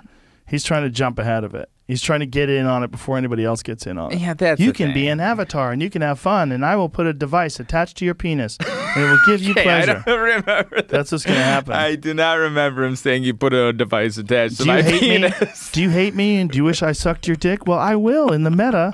And then it's like Mark Zuckerberg's animated head blowing you, and you have this device on you. Is this in my meta or your meta? Anybody's meta.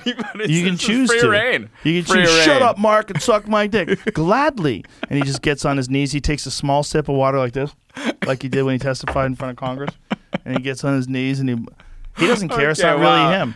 Yeah, So you really he's got a this giant dialed head. in. Yeah, a giant head and a small gelatinous body with like mushy limbs, and he just gonna do this. expands when you jizz into him.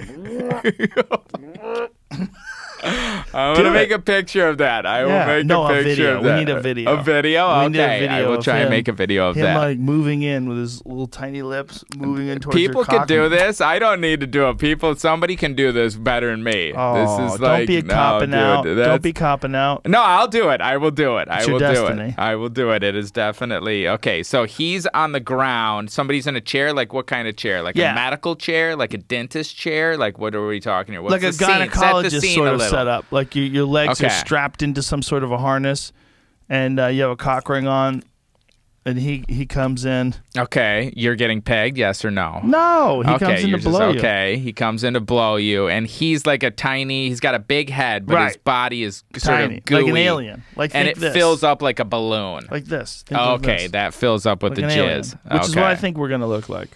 I think this is our future, and I think that's what's going to happen in the meta. It's going to slowly bring us to that reality, whereas time goes on and we evolve. Like, How many years till we're that? it's a good question. Depends on how much CRISPR gets involved. You know, when you talk about genetic engineering, how much that gets involved. Because if what's going on in there supplants the need for this body, the physical monkey body that we all have, then I think we'll get on board sooner than later. I That's what still I think it's a ways out. I still think until we're like super jacked with sort of like biological technology like that, I still think Like it's this. at least 50 years. Yeah, Super until you're just Elon. like, fuck That it, I looks- want to look like that. What is Kinda this? like that, right? Wow, look at that. Yeah, that looks like aliens. New vibe. Rock out at VR concerts. Feel alive. What is that quote? Feel alive and an audio-visual joyride in the comfort of your home. Feel alive. So what I'm showing you is HTC Vive's Newest. VR headset that doesn't have controllers, and it's wireless. Oh, it's That's just dope. your It's only hands. tethered to a phone. What So- do you It's think still about tethered. VR? Do you like VR? I'm fascinated by it. So, but what about your hands? Do you? It just tracks them, I'm No, assuming. I don't think it even does that. That's why you have to have the phone attached to it. Oh, I see. Like, right. But I mean, like, what if you're gonna do like one of the for boxing games? This is not for that. So this is why I was. Oh, This Oh, is it's for like concerts a and stuff. different experience on VR that's not gaming. Oh, just kind of like watching stuff. Oh, well, that's cool. It's close to sunglasses too, where they're almost see through, That's but pretty not dope. quite. It looks so light. But you were holding up the alien head, and I was like, that looks like the alien's eyes. It really does. Well, that's probably what the eyeballs are. Those things. They're probably VR. it's getting better. Yeah, that's what it is. It's VR goggles. Easy Yeah. phone pairing. Look at that girl. She's all sat nam. I know. So, but She's all namaste. this seems like that's something you wouldn't want to do. They're like, do yoga with those on. Like, why would you want to have that on while you're? Because she's a freak. Look at this. Serenity happens when our senses are free to explore, see, feel, and play to your heart's delight. Or just actually do that, you fuck. Serenity does not happen when you're connected to the Matrix. Jesus Christ. Did we not learn from Keanu Reeves? Now, are you excited for that new one? Yeah, I'm excited. Seems pretty. Are you? Yeah, of course. Definitely. Yeah, Those other anything ones Keanu were Reeves is crazy. in. I mean, So good. I'm all in. No, those were crazy. Like that was I remember seeing that first one. I was a freshman in college, and it was just like, what the fuck? Honestly, that was the only one that was good. The first one. Yeah. The Nah, sec- I like the second one too. it was That okay. part of it. Like, it was okay. It was crazy, like graphics too. That scene with the like where he's spinning and there's like a billion guys jumping on him. Like that was Right. crazy shit. Like nobody had done. Oh, yeah, visually. But Yeah. don't you think there was a bit of a drop-off in the way you felt about the completeness of the narrative in the film and the whole thing? It wasn't as like, I mean, the first one, like if it was just that one, like it ended in a way where it was just like fucking boom, like Yeah. mic drop, fucking insane. Yeah, like, it was insane. It was really good. It was also a unique concept in that we kind of thought it was coming.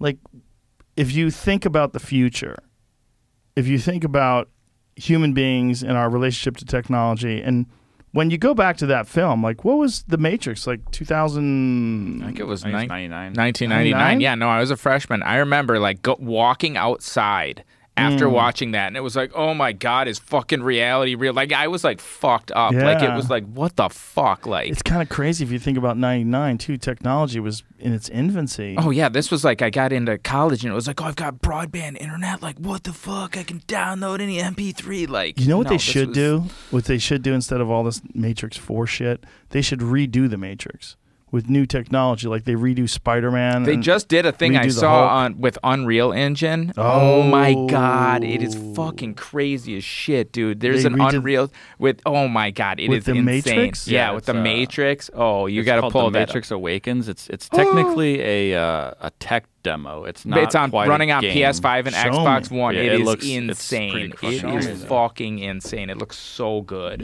You've drank that whole scotch now. You're a little lit. This guy, you feeling it? Look at this. Hi, I'm Thomas Anderson. Instead of Y. This is actually like the whole thing. Oh, it's Keanu? That's him. See, that's I think but him. If quickly you scroll switches forward a bit, yeah, then to it like not him. So so that's a digital version. Yeah. Whoa! The And that's uncanny the real valley version. has been crossed.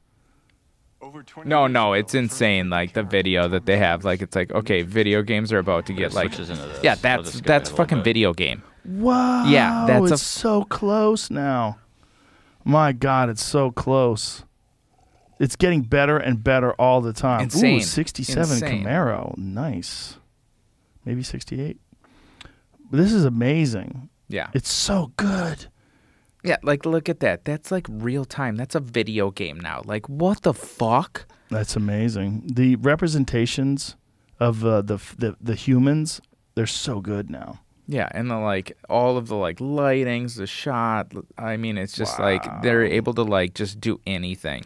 Well, this is where the future is. The future is in Look at the this, boom, expansion. there's what of it looks this. like at night. Wow, that's gorgeous. Yeah. The expansion of the capabilities of these engines, and we've highlighted the Unreal Engine, the newest Unreal Engine. There's a insane. scene where I don't know if you've seen the scene. I'm sure. Where they're outside in the canyons. Yeah, the girl climbing up the like mountain in the canyon. My It's insane. God. It's insane. Yeah, look So at this good. shit. It's Yeah. like so crazy. Well, this is like near and dear to your heart, right? Because this is the kind of stuff that you work with. Yeah, 100%. And this is sort of like, and that's where I kind of like came up seeing video games like getting better and better. Like even as a little kid, it's like, oh, Mario 2 looks better than Mario 1. And Yeah. like, the next one looks better. And then Right. Mario, and then it's 3D. And then like Quake and Wolfenstein. And Yeah. like, holy shit, this is like getting crazier and crazier and crazier. And like, and then to be able to sort of like make those things now is like just insane. Like, Well, my kids, seeing where it came from. when they're younger in particular, I used to love taking them to animated movies.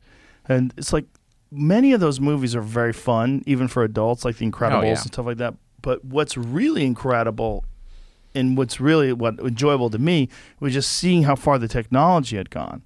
And so let me think of films like Despicable Me. Yeah. Despicable Me is a great example. It's fun. It's a kid's movie, but Sure. when you're watching it, you're looking at this and you're going, Jesus, this technology is incredible. The animation is so expressive, and the shadowing and the like with the light source, the way they're reacting to like a single light Emotions. source. Yeah. Like when you see these scenes out in streets, you're seeing the shadows that are representative of the sun in the particular place that it is in the sky. And Yep. I'm taking all this in while I'm watching that. My kids are just enjoying the movie. I'm assuming they're little kids Sure, at the sure, time. sure.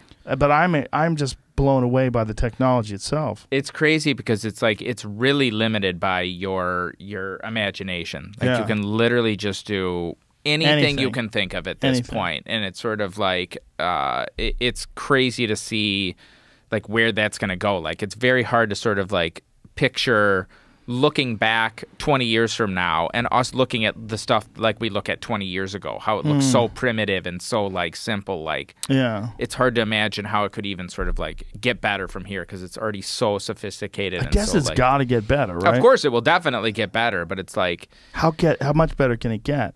And what is gonna happen? Do you think? Do you think it's gonna be immersive, like AI type I mean, how far situation. out are you thinking? I think the next big thing is going to be AR. That it's sort of in the next maybe 10 years, people are going to have AR glasses, and you're going to see all kinds of crazy shit. And it'll be just like the phone, where it's super addictive. Everybody has it. They don't fucking leave the house without their AR glasses, and it's really like super easy, where you can like look up and see the weather and like all this shit overlaid. Maybe that's gonna happen before genetic engineering.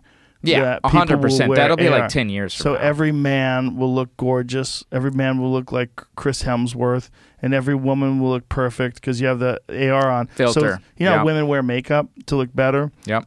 We're just gonna wear AR, so everyone will look better. Well, that's the thing. I could choose how you look. Yes. You could choose how exactly. your like partner looks. Yeah. That it's sort of like I haven't seen their actual face in 20 years because I have an AR Right. filter on that I've been using for the last 20 years. Right. Or you change it or whatever. Just staple it right to your fucking eyebrows. There's going to be a lot of fucking weird shit like that because Yeah. everybody will be able to be in their own reality. Or like you like dogs. It'll be like, oh, I want dogs everywhere I go. And so like you see dogs. Right. Like that's what makes me happy. And so it's Yeah. like dogs follow me around and it's sort of like, or zombies. Dude, it's going to be like crazy. Like everybody's going to be in their own fucking reality with this shit. Undoubtedly. Undoubtedly, it's gonna get more and more immersive. What's going on, Jay? Do you think people are gonna this new level of distracted driving?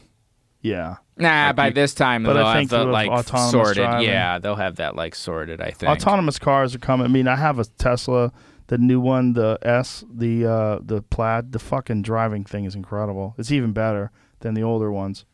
It's Yeah, I think complicated. It's hard that'll- to get to though. It's like what he did was put everything on a yoke. So with the Plaid, the steering wheel is this yoke, and the horn is not the center. Like some guy cut right in front of me. I was like, Jesus, I tried to hit my Wait, horn. this is the S? Yeah. Okay. The S Plaid, the Okay. new one. It's a button, and you got to go like this to get to the horn. Don't like it.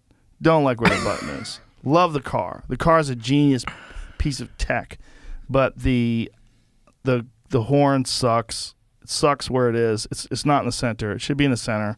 All horns should be right there. That's where the horn is. But that's not where. How do you get to the self-driving thing? Isn't it through like the menus or some shit? Yeah, it's on there. You can double press this thing when you get to this It's just thing and you weird. see it scroll, but much more complicated than the old way. The old way, you double pumped this. Have you ever had stem. any like weird like it do anything weird, or is it always just? I been, always like, have my hands on it. I don't trust that bitch.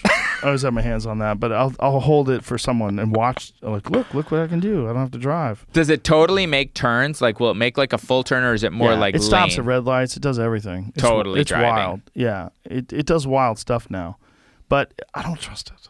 It's just I just want to hold on. Sure.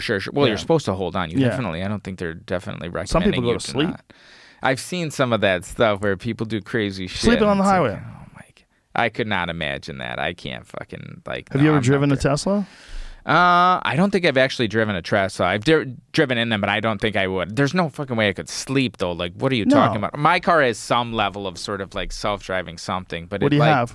It's just this total piece of shit, like Camry or something. Like, just Why do you have a Camry? You have $100 million you made this year. Get a real car. I bought a Camry since I made all that money. What is wrong with you? I don't give any shit about cars. Yeah, I but do not give those any are not shit about safe. cars.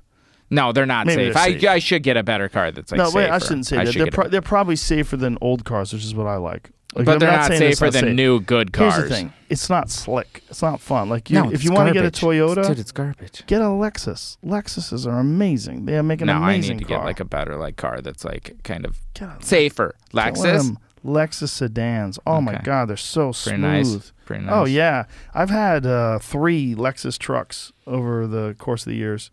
They're the greatest cars I've ever owned. Toyotas never break. They're so good. They're so good at like their longevity. Wait, and Lexus their is Toyota? Yeah. Oh, I didn't know that. Yeah, like, I know Lexus nothing about is cars. the luxury branch of Toyota. Okay, I'm getting a Lexus. They're the best. They don't break. They don't fuck up, man. Yeah, that's why we got the Camry. Like, I've had cars for 300,000 miles, like Oh, yeah. multiple cars. You can like, that the it's sort of Toyota. You like definitely can. absolute I have garbage. a '95 Toyota Land Cruiser that I had rebuilt that I love. I love it. I love Toyotas. I just think that they're so well made. Yeah. They just they concentrate so much, particularly like the Land Cruiser line.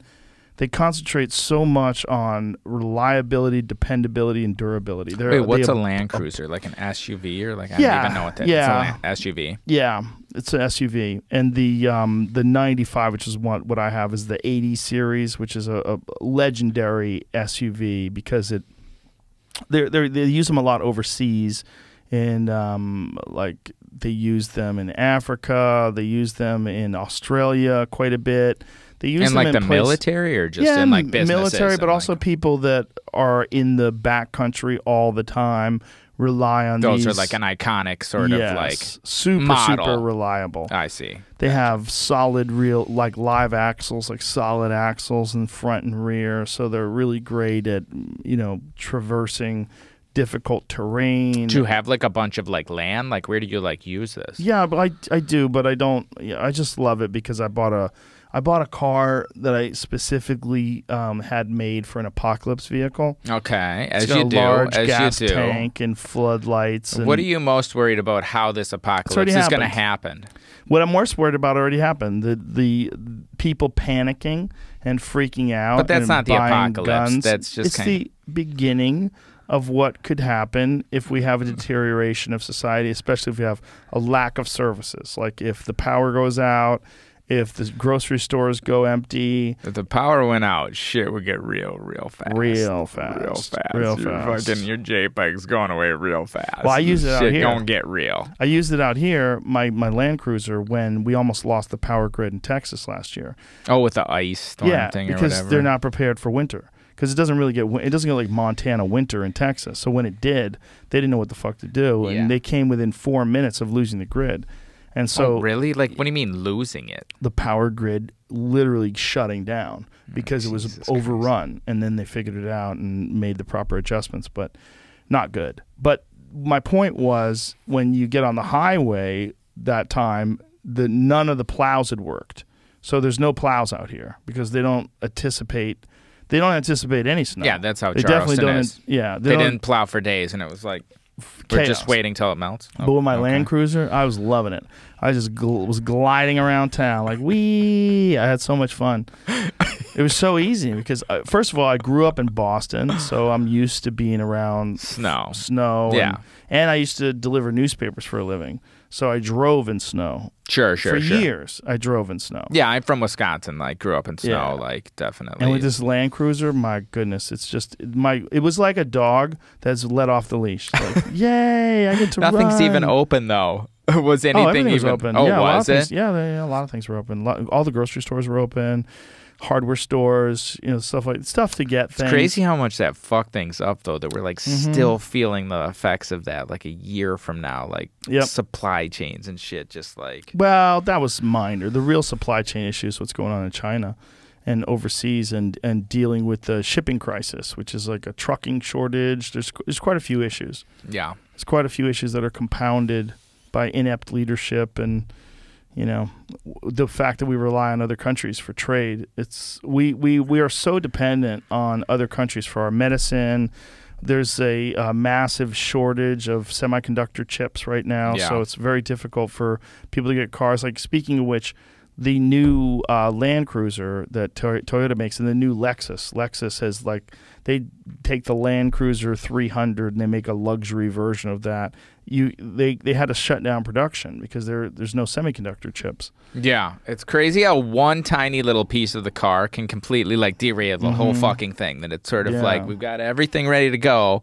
This tiny little fucking thing, we don't have that. Well, what's crazy the car. is we don't make any of that stuff. That's what's crazy. It's pretty fucked up. So I think a lot of that's coming back because I think this was a big wake-up call with COVID that we don't make that shit and we need that shit. It's not like it's like, who cares? It's like, no, we need that shit. Like, yeah, but it's more complicated than that. The problem is we've gone so far away from the American supply chain that in order for us to make all of our parts here and cars here, like, think about phones. Phones are a great example that we bring up all the time, and I know Elon has talked about making a phone. And if he makes a phone, I will 100% switch over to his phone. He's gonna call it the Pi phone, apparently. Pi phone? Yeah, I'm all in. I want an American-made phone.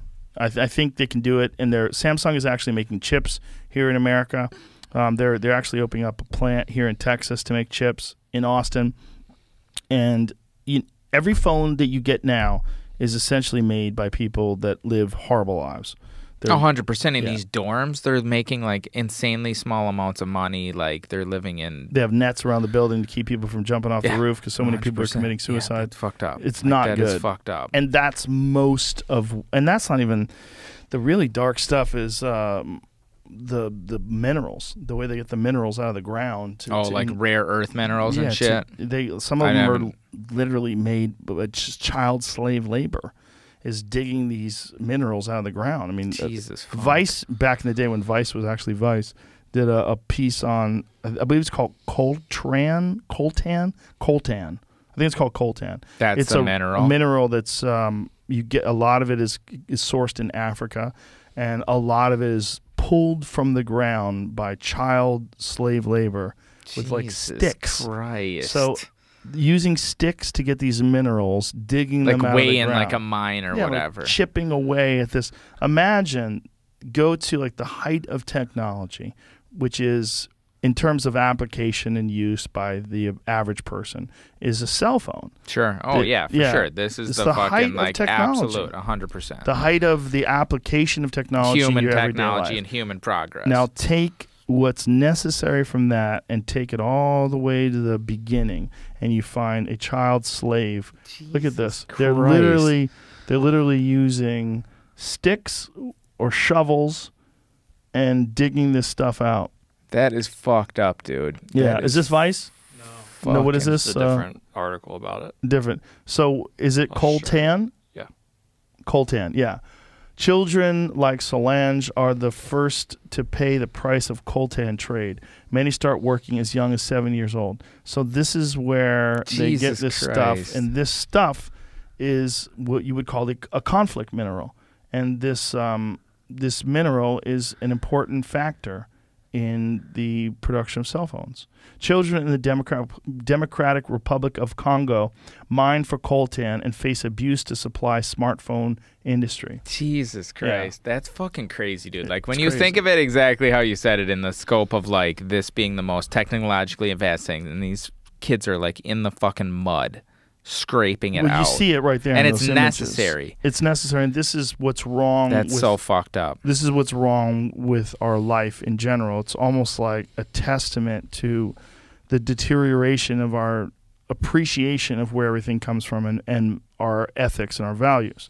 Is that you follow the supply, you follow the chain of where the stuff that's in your phone comes from. At the very start, it's actually coming from slave labor.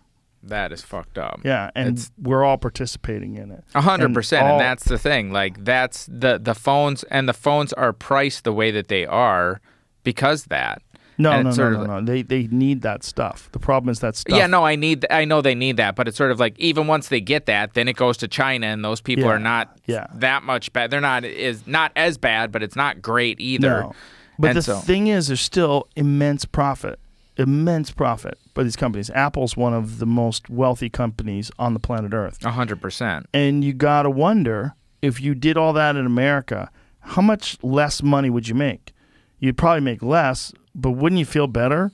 Wouldn't we all feel better about a phone that was made by someone who had a great job with benefits, and they had, X amount of days off per year, and, they had great work conditions, they were taken care of. You knew that they were looking forward to going to work. They were treated well. There's no nets around the building. They could also do that in China too. Like they don't have to pay people. We can't fix China. Right? That's true. But what we can do is try to influence companies to make something in America. And I think that if Elon started making his Pi phone in America, and it was a very high quality phone. The only problem is so many people are married to the Apple operating system. They're married. That's tough to kind of like. They're pretty entrenched. But imagine saying, "Fuck those slaves! I need my iPhoto."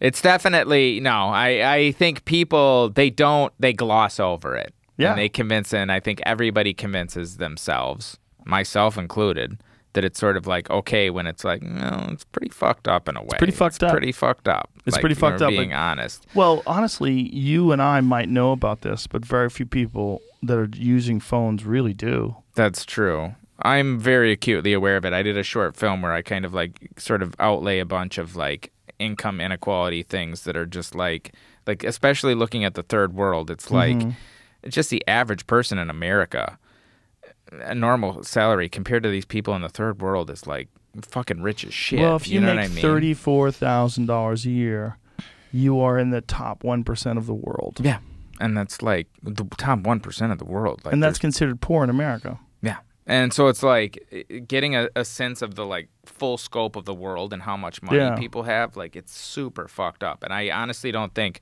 most people in America sort of like realize that. Well, there's price. The price has to scale with quality of life, right? But the quality of life, because some places it's cheaper, cost of living is cheaper, so it's not really apples to oranges. But when you look at the quality of life in a lot of these places, it's fucking terrible. Yeah, well, it's terrible. It's sort of like literally like thinking just about water alone, like it's something that is just like one of the companies we donate to is Fight for the Forgotten.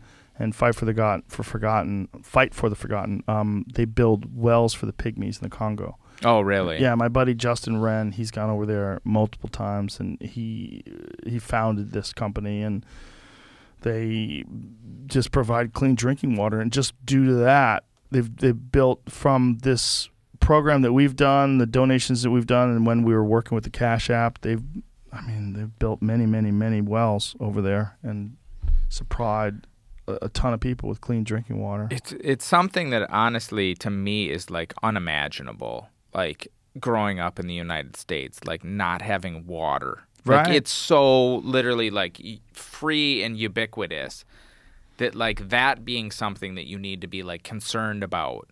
Yeah. For anything. Right. Well, so like when unimaginable. he went over there, he was seeing all these children with distended bellies. Have you been over there? Like No, seen like I've never no. seen like crazy stuff like that. When he went over there, he saw all these children with distended bellies, and he was like, "What is going on?" And they're all have parasites. Like the amount of children that have parasites is off the charts. Yeah, that's like so crazy. Like I don't know. I feel like that would like super fuck me up. Like just It would- even well, like fucked him up. seeing that. Yeah. Like. It fucked him up, and then he got malaria 3 times. But I think that's good though. Like I think like I don't know. Malaria's good? No. Just sort of like seeing it and kind of like sort of having that firsthand experience. Obviously, it caused him to sort of like do this sort of like charity. Yeah, it became the real focus of his life to try to help these people. It's the reality of the world that we live in, and that's the strangest connection to me is what we just said, that the pinnacle of technology is directly connected to slave labor.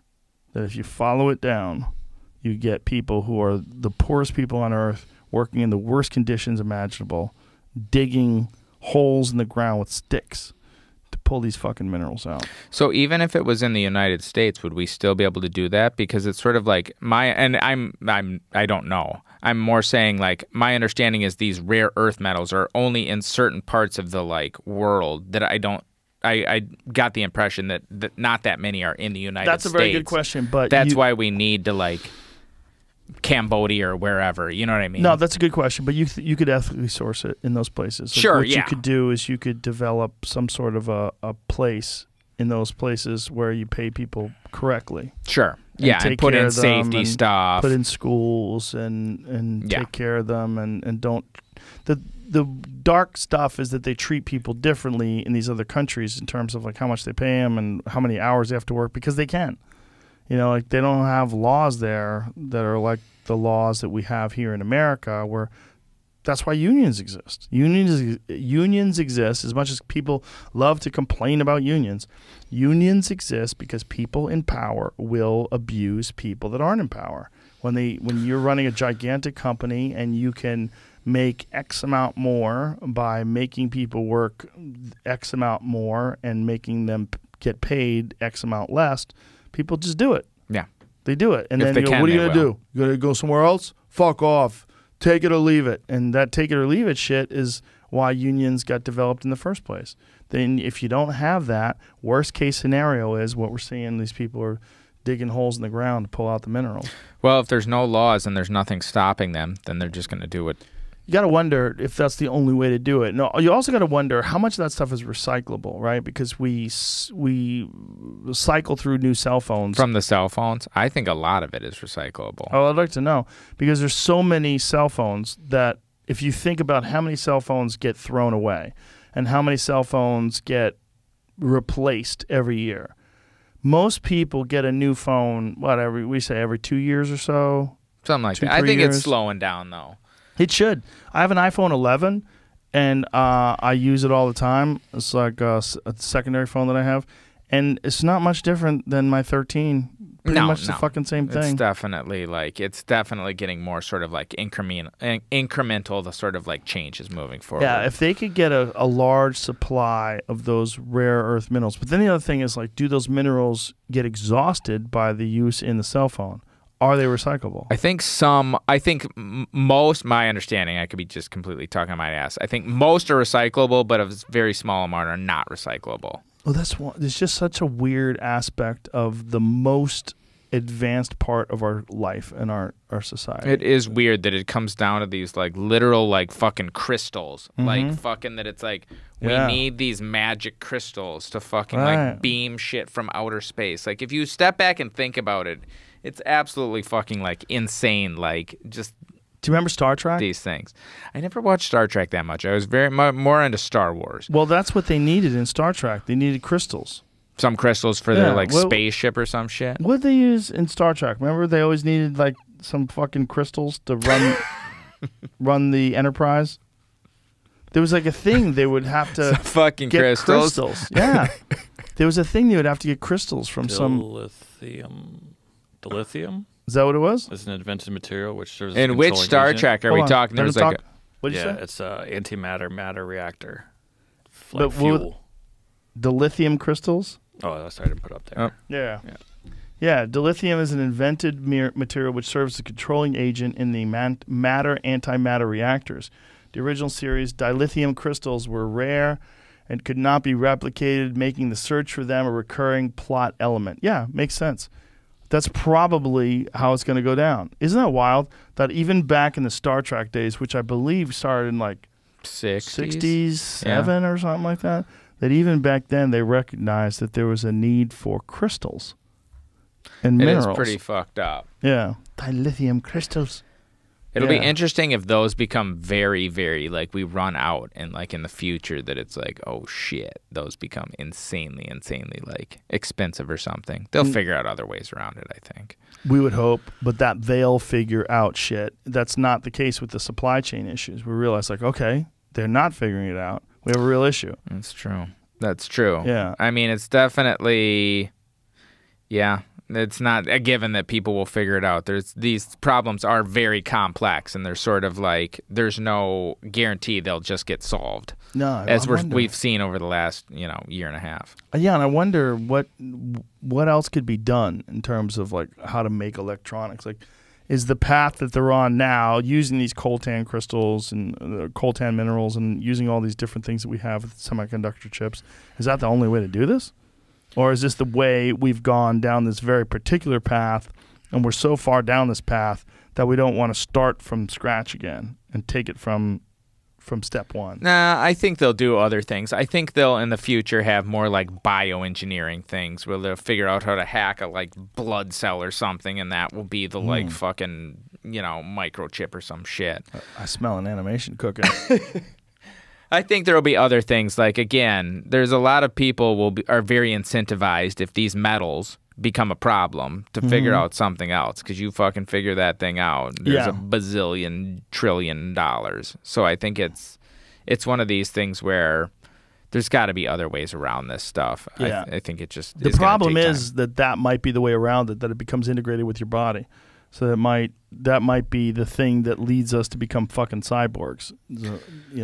That's the motivation. Yeah, I mean, I think that's still a ways off. I think we'll just sort of subtly. How long? Well, okay. When you say cyborgs, what do you mean though? Because that's actually kind of like, what's your definition of a cyborg? Well, Elon thinks that they're going to be able to do Neuralink and help people with nerve issues, like people who've had like spinal cord injuries. they're going to be able to start doing that within the next year or so. But that's not a cyborg. Of course I mean, it is. You would Of course consider it those is. people cyborgs Of now. course it is. Of course it is. It's the beginning of a cyborg. You're taking a very advanced computer system and you're integrating it with the human body. Not only that, you're integrating it with one of the most important and complex parts of the human body, the neural interface. The interface between the brain and the nerves and the way the body moves. It's one of the most complex, and not only that, the way the body thinks. You're going to be able to change the way a human being has access to information and broaden the bandwidth that a person has. You're going to be able to be connected through Wi-Fi or whatever future technology, 5G, 6G, whatever the fuck it is. You're going to be able to be connected to the internet in your fucking head, and it's going to be everywhere.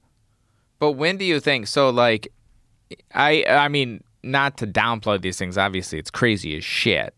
But I guess I was thinking of cyborg more in like a sci-fi sense. Like when That's you gonna are come up like, too. when do you think you'll be able to sort of like get a piece of information from the internet into your brain just by sort of like thinking of it? Not that long. You think that'll be in the In next our 5 years, lifetime. 10 years, In our or maybe lifetime, like for 20, sure. 30? In our lifetime. I mean, if it's 10 years or 20 years, I think once it happens, the 10 years after that are going to happen so fast. Oh yeah, it's gonna get real fucking. It's gonna get real fast, real quick. Well, from think there. how weird it's gotten in the 20 plus years the internet's been around. So the internet has been around essentially, let's call it 30. Let's call it 30 years. 91, call it 30 years. Sure. So in the 30 years the internet's been around, the world has become unrecognizable. It's a completely different world. Not just unrecognizable in terms of your ability to access information, but also unrecognizable in the ability that governments have to control people with social credit score systems that they're implementing in places like China and places that are controlled by military dictatorships, but also unrecognizable in the way we interface with life. We're inseparable from our phones. Everybody carries a phone everywhere you go. 100%. And it matters. It can change people's lives, what they do on the internet. I mean, I'm 100%. definitely sort of like a big example of this podcast. Like, obviously, you decided to start a podcast, and like over the internet became this like massive thing. And I think it's crazy to think like that we're only 30 years into this. And the first 10 years, I mean, the 90s, that was sort of like, you know, that was kind of a wash. Things really started to like gain steam in the last 20 years. Yeah. And really even in the last 10 years started to really like, it's changing pretty quick here, and like things are moving, and it's really starting to see huge effects like in politics and things like that are really sort of like materially changing the world. So what if what we're saying in terms of children in the Congo pulling coltan out of the ground becomes abhorrent, becomes something that people are just, we will not tolerate, completely intolerable, and we need solutions. And the solution comes about that the way to do it is biologics, and the way to do it is the integration into the human mind with some sort of neural link type interface. That would lead us to the Matrix. It would lead us to some, I mean, that seems to be where it's headed. And it's one of the reasons why those movies are so compelling. It's almost like we see the future laid out before us if we don't have some sort of a radical change in the way into what we accept, what we tolerate, and what we universally adopt. Because we've universally adopted cell phones. They're unavoidable at this point. If you don't have a cell phone, you're so far removed from the cultural conversation that it's way more rare, which is pretty crazy. That in just a short period of time, a device has been so popular that it's way more rare to not have it than it is to have it. Way more rare. Like Way more almost rare. nobody. Almost nobody. Even like people where it's like you don't really need one. Like, very, very old or this or that. Sort of like they have one. Or very, very young too. That Very it's sort of few, like it's on both sides. And it's sort of like, that whole adoption happened in like 10 years? It was pretty quick. It went from like zero to like every single person has this device, and the device is gaining capabilities very, very quickly. Do you think the way you're creating art would one day change to the point where you would create some sort of an art that people interface with in a much more realistic sense, like a virtual reality sense? Like if they come up with something that takes what you normally would see on a computer, now you get it on the phone, and then you're going to get it in your brain. So you would create maybe small experiences. Sure.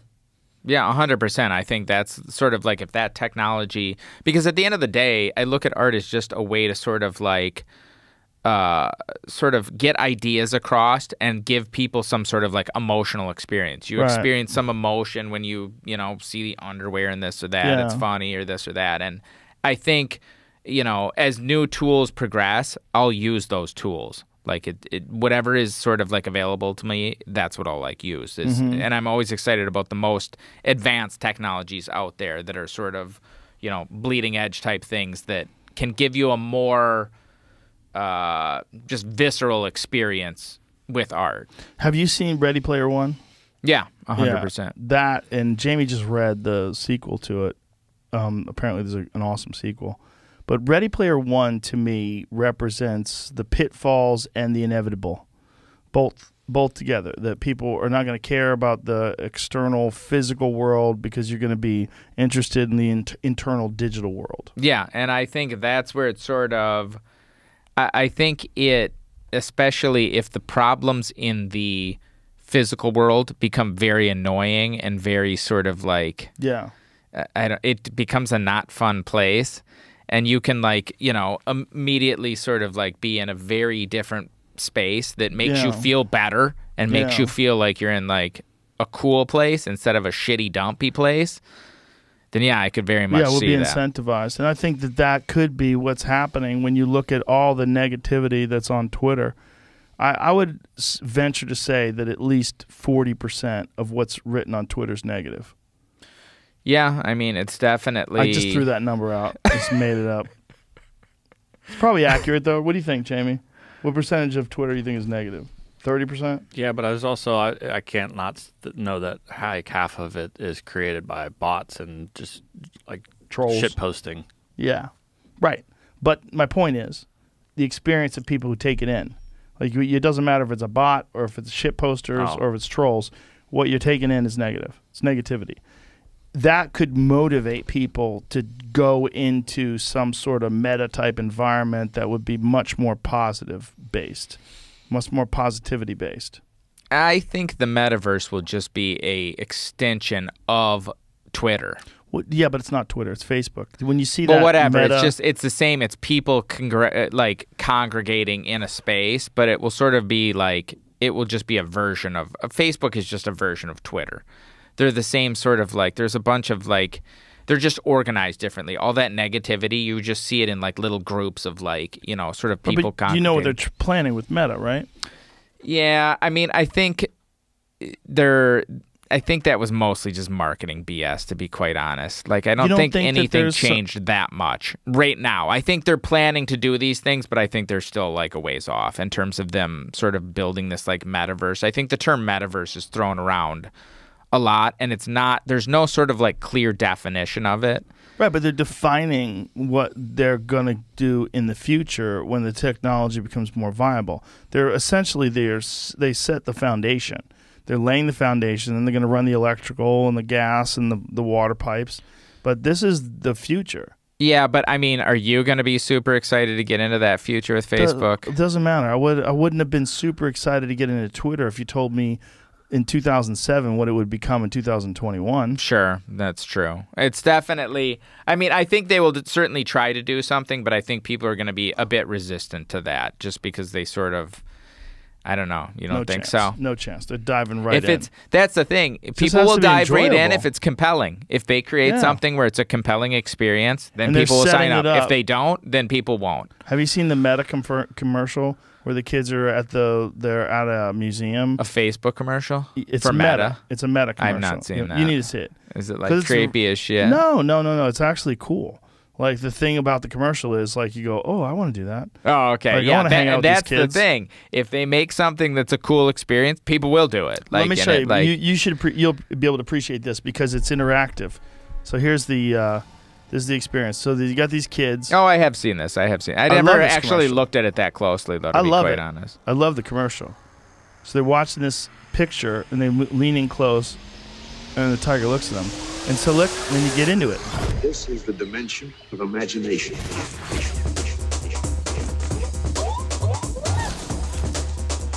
This commercial, to me, is really well done.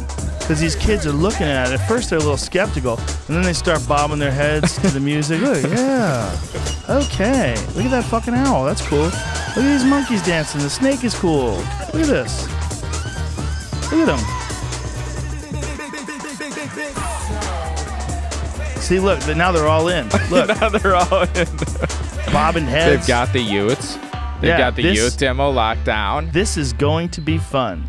Facebook converts, it turns into meta. And they use like a version of the Infinity logo, which is kind of creepy.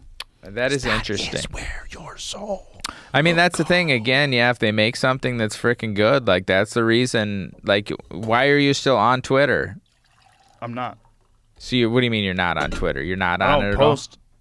I occasionally dip my toe into read things. Well, let's say Facebook. You still post things on Facebook. No, it goes straight through my Instagram and post on Facebook. I don't or on Instagram. I mean, Instagram. Yeah. So it's like, why do you post on Instagram still? Well, it helps promote shows. It helps. I like. There's some things I find that are interesting that I think people would benefit from knowing about. Sometimes it's cool stuff that I find out. Like last night, I got obsessed with flowers that look exactly like birds. Have you ever paid attention to that?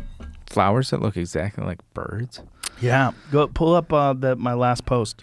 Yeah, I got obsessed last night. I went down a rabbit hole with flowers that look like birds. To spread their pollen? No. Why do they look like birds? To avoid predation.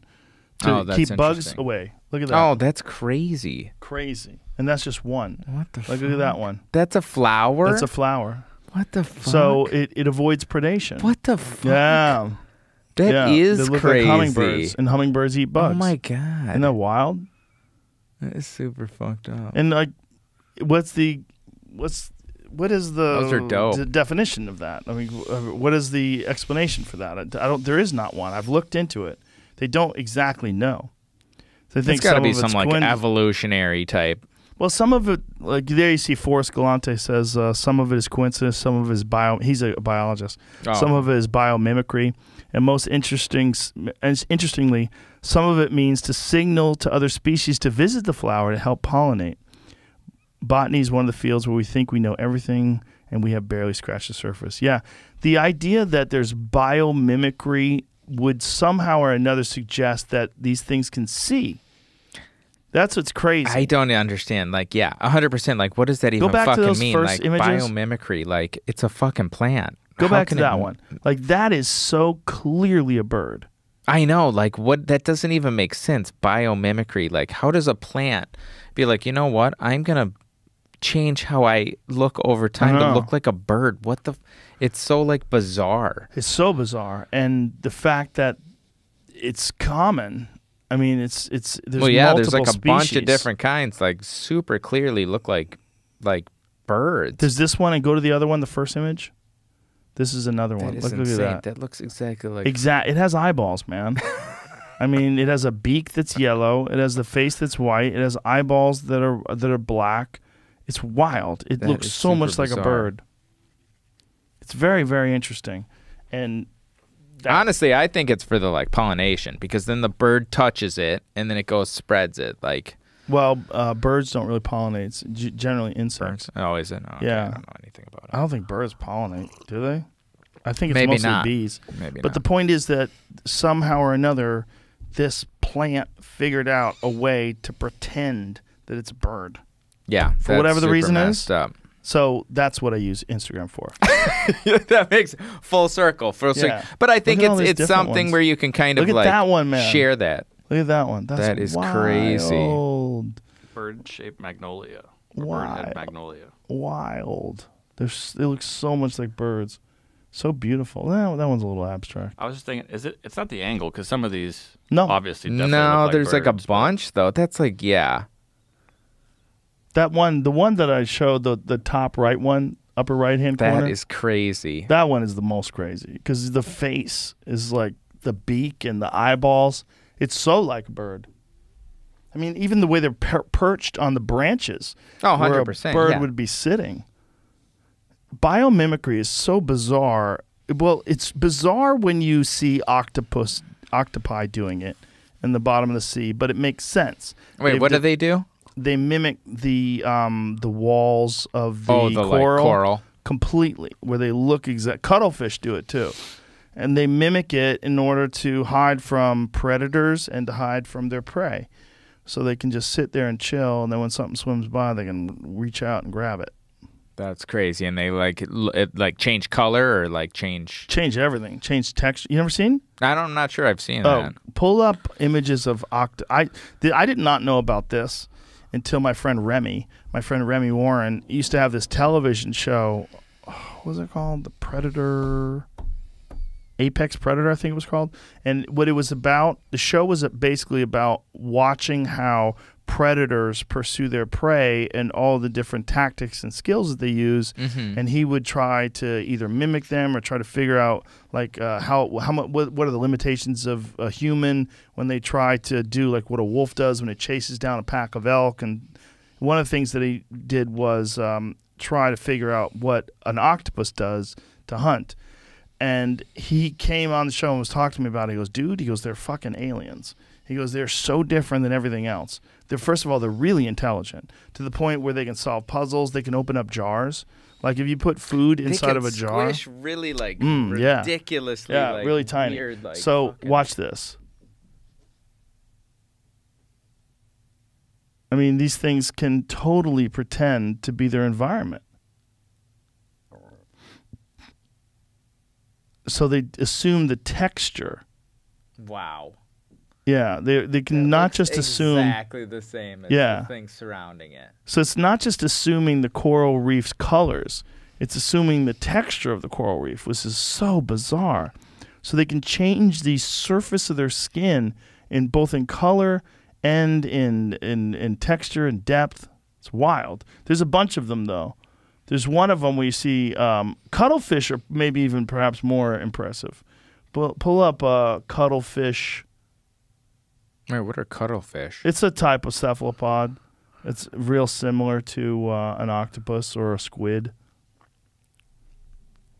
Yeah, have you ever amazing gone cuttlefish, like life on the reef. Have you ever gone like kind of scuba diving with this stuff? Like, do you do that kind of stuff? No, I've done. I've never done scuba diving. I've done snorkeling before. Yeah, but these things. Watch how it does this. So they're swimming along, and then look, it just changes colors. What the fuck? Yeah, dude. I mean, it's alien. That is insane. And watch when it comes to another place, it'll find another place where it seems like it can kind of blend in and hide, and then it'll adapt its colors to that place. So not only can it see what's below it, but it can mimic it. That is insane. Watch how it does it, though, when it gets near this coral. It's crazy. And it does it no matter what it crosses over. They did one... Google cuttlefish over chessboard.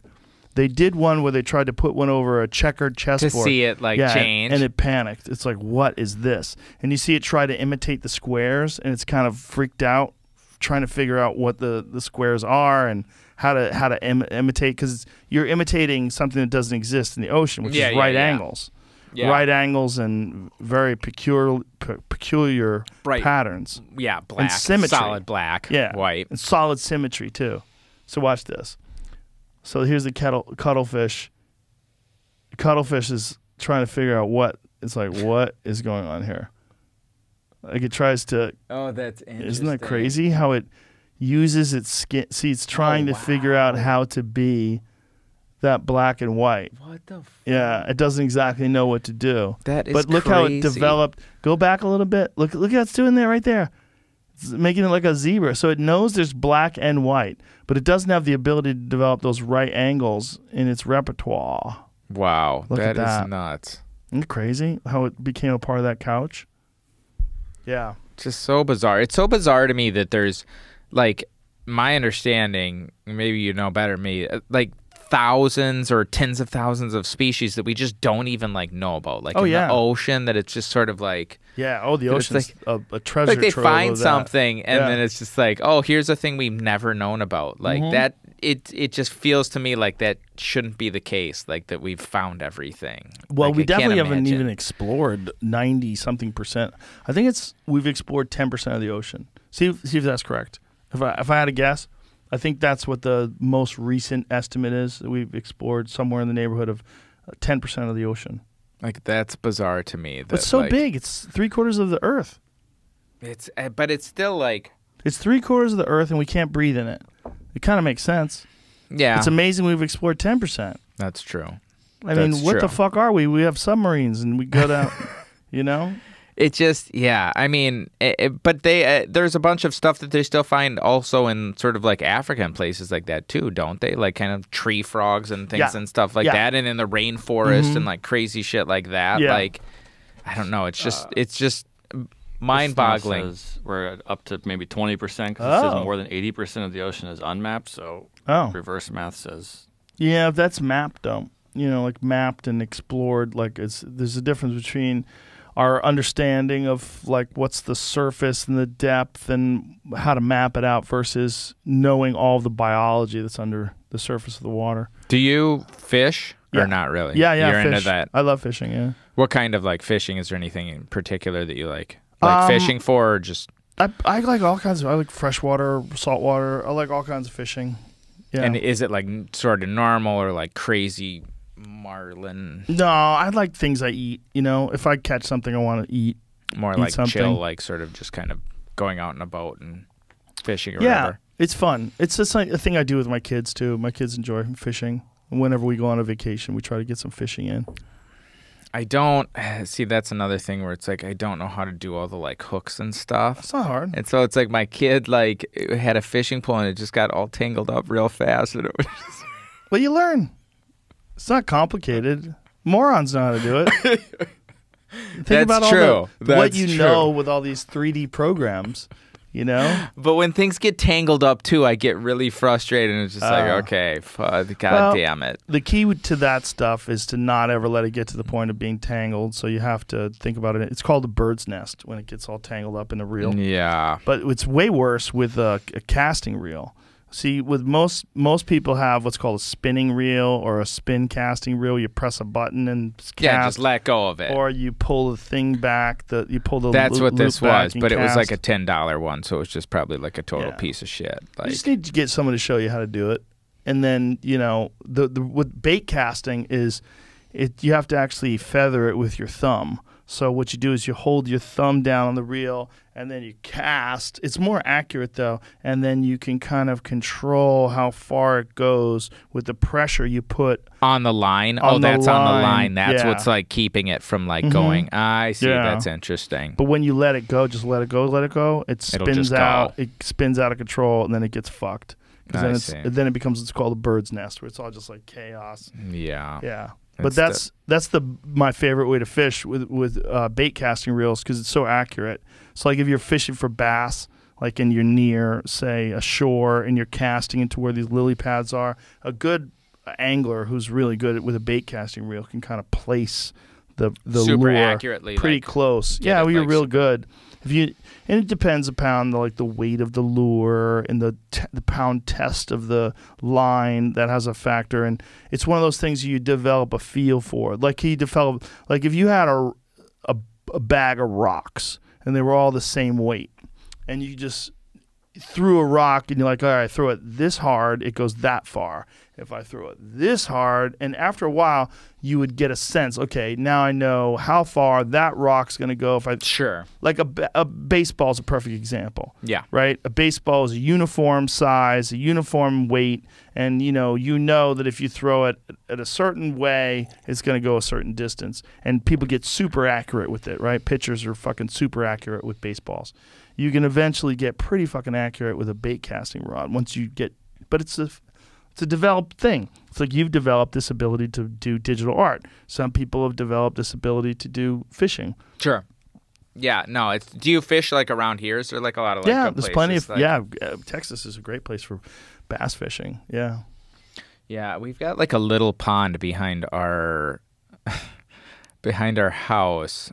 Like I don't know if it's like a retention pond or something. And sometimes we'll go out there with like an apple and like try and fish in there, and the With an fish will. apple? Yeah, just like I don't know. Why are you using an apple? But just because again, like dude, I don't You know don't know what you're anything doing? about this shit. Get It's like some a worms. $10 fucking like thing that it's just like. Yeah, but it's then not- the worms, like you gotta like put it on the thing. I don't really want to put the thing through the worm. I feel like bad. Like You I feel don't, bad? They don't even notice it. I know, but it's just kind of like, and it's just kind of nasty to me too. It's if a I'm little being nasty. honest, it's like I don't really.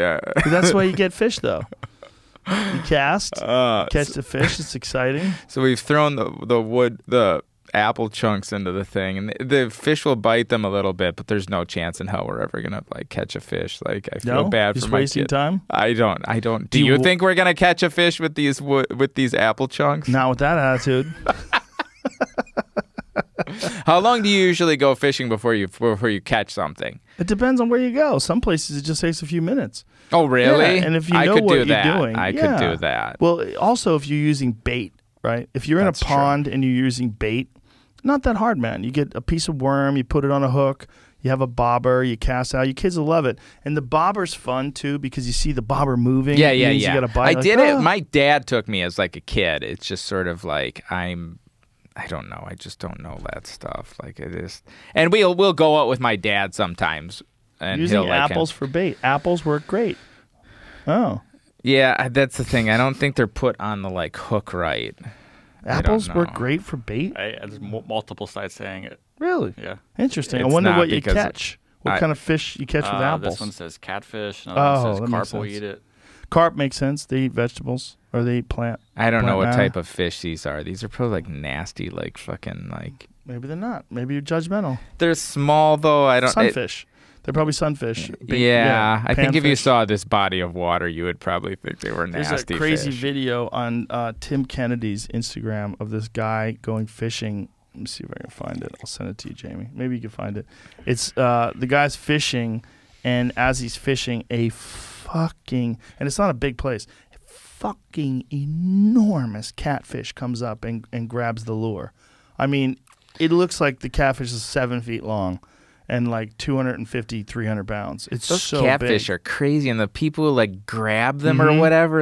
I've seen some of those videos on like TikTok, and It's called just, like, noodling. oh my god, that is Yeah. just like insane. Like they're just like going into the mud and like just like picking up the fucking fish. Well, like, it's more wild than that because they let their hands in there, and they're basically like finding these holes where the catfish are burrowed into, and they're feeling around. And sometimes they get their hand in there, and a snapping turtle's in there, and they lose fingers. Oh Jesus Christ! Yeah. I didn't know that was like a fucking like risk of this shit. Yeah, hold please. We'll show you some of that. So first thing I want you to do is pull up that fishing video. You got it? I've Oh not my found god! You not found it? I'll find it. I'll find it real quick. It. It's on his Instagram. Would you ever do something like that? Oh no. I'm not interested in that. I'm not interested in losing fingers. That definitely. I mean, maybe didn't if I had realize some that was like Kevlar a like. gloves. Maybe I have some Kevlar gloves. They've got to have like gloves or some like special thing they can like wear or something to like protect their hands. I'm assuming. I would hope. But Where are they I doing don't- this? No, I know they don't do that. They just get their fucking hand in there. Okay, well that's. They just do it. I don't think. Where are this- they doing this in like Missouri or Louisiana or place. some shit? All over the place. The South for sure. Did he remove it from his Instagram? Let's see how long ago this is. What's today's date? Yeah, I got back pretty far. I didn't see anything. I don't think it's that far. So I assume Today it's is December 7th? 13th. 13th? 7th. You were quite. I can't You're think. quite off. I You were think quite and talk off. at the same time. Let me find this fucking. It's a video of what now? It's a video of a catfish. Oh, that he like grabbed. Yeah. I know I sent it to someone, but I can't remember who. Oh, Yeah. I know I sent it to my friend Cam. Hold on. Hold, please. Yeah, I'll we find it. used to go, like, as a kid, my dad would take us very occasionally. And my grandpa would, like, take us.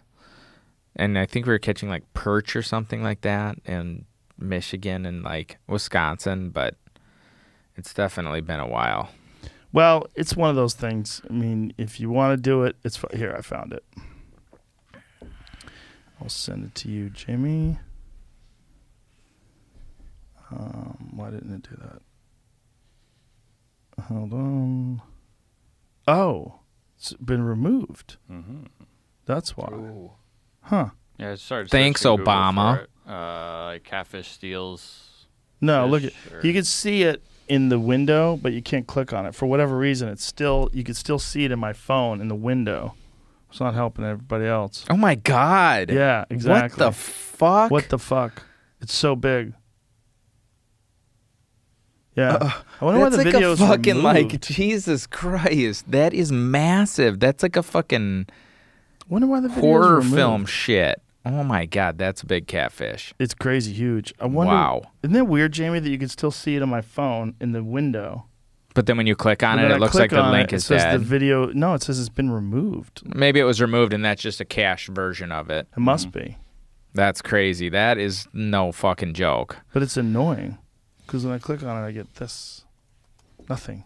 Yeah, Nothingness. that is. Fucking technology. Somebody Oh, probably I owns found it, like an NFT. That could be. You That got it? could be. Oh, here it is. Oh, This here is it is. This is it. So watch this. Karna Fishing Family. My Watch this. God. Boom. Look at the size of that fucking thing. Loch Ness Monster So they Catfish. got a viral video here. Oh, so you know what it is? They probably want everybody going to their Instagram page or their YouTube page. So the YouTube page is Karna Fishing. Karna Fishing Family. And so they're catching, what does it say they're catching? Just catfish? Yeah, it says Loch Ness Monster Catfish. Yeah, that's the name of the video. But they're catching a bunch of catfish. That's a smaller catfish. And then somewhere along, so they're catching some pretty good sized ones, which is interesting because catfish, generally speaking, usually hunt with bait or you usually fish with bait. Usually, that's a pretty big one right there. Back up so you can see. Yeah. But what they're doing is using lures. So these catfish must be active predators. Pretty cool. But then in the end, you see this fucking bonkers one. It's Not that Jesus one. Christ. That one's pretty big. I'm not seeing it. It's not in there? Unless they like baited it with that very first one to get everybody to watch their long video, maybe. Go all the way to the back. I did. To the end, right there. What's that right there? Click there. That's not it? No. Definitely not. Huh.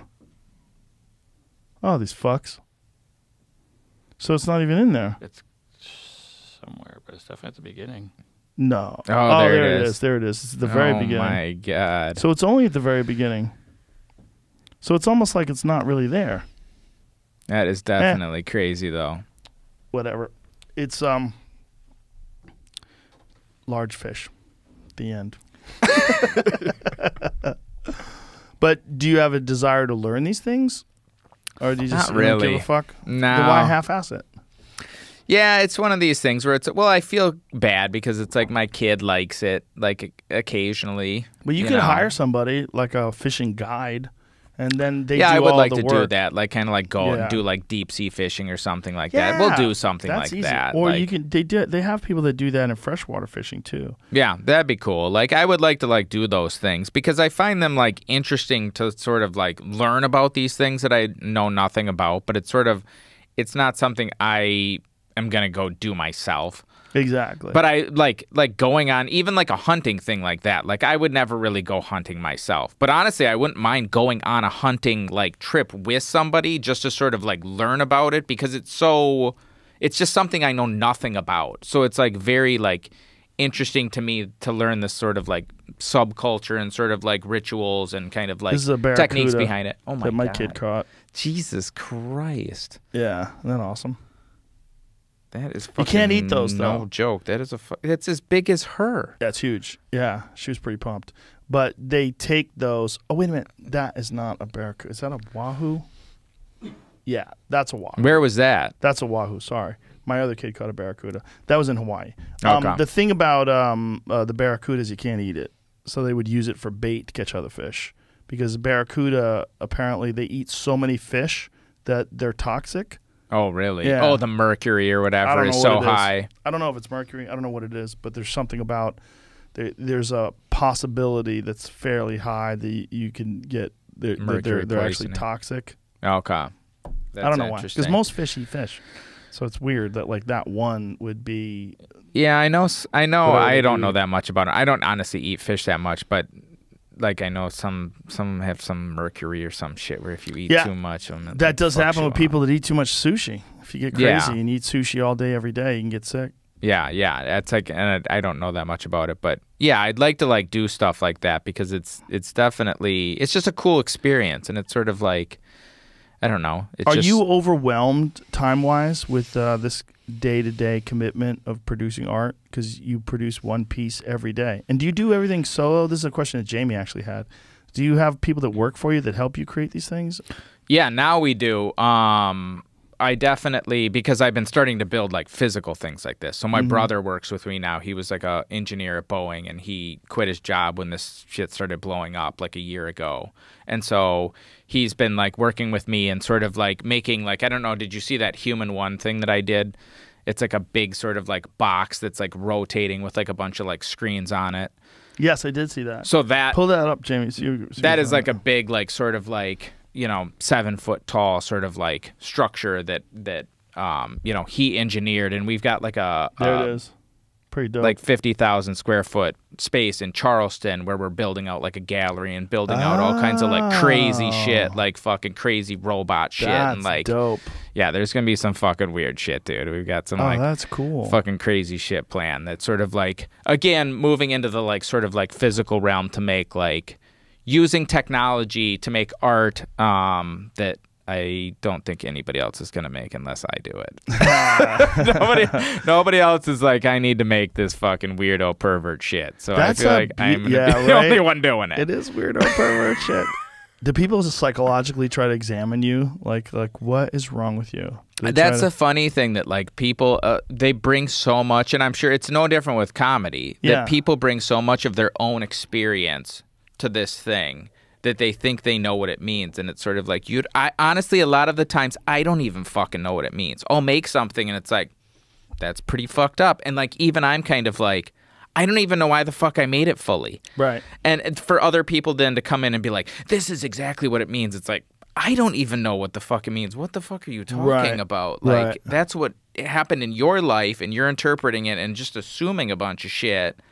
Like, and a lot of the pieces are very sort of like ambiguous, and they don't have a clear sort of think this, don't think that sort of like message. They're just more supposed to be like, just okay. It's Hillary Clinton inside Donald Trump's body. It doesn't. What make does any that sense. mean? I don't fucking know what that means. Right. Like, that doesn't have like an inherent sort of like, oh, that means this. Right. If it is, I don't know what that is. And so it is funny to see people like, this is exactly what he means by this, and I'm pissed off. But you can't pay attention to that. But that's the thing about putting out art, is it's going to be open to interpretation. There's nothing you can do about that. It's just... Yeah, and to me, it's sort of like, it is what it is, and like, it doesn't really like bother me, and sort of like, I recognize that I'm not trying to offend people. I'm not trying to hurt people. You're creating art.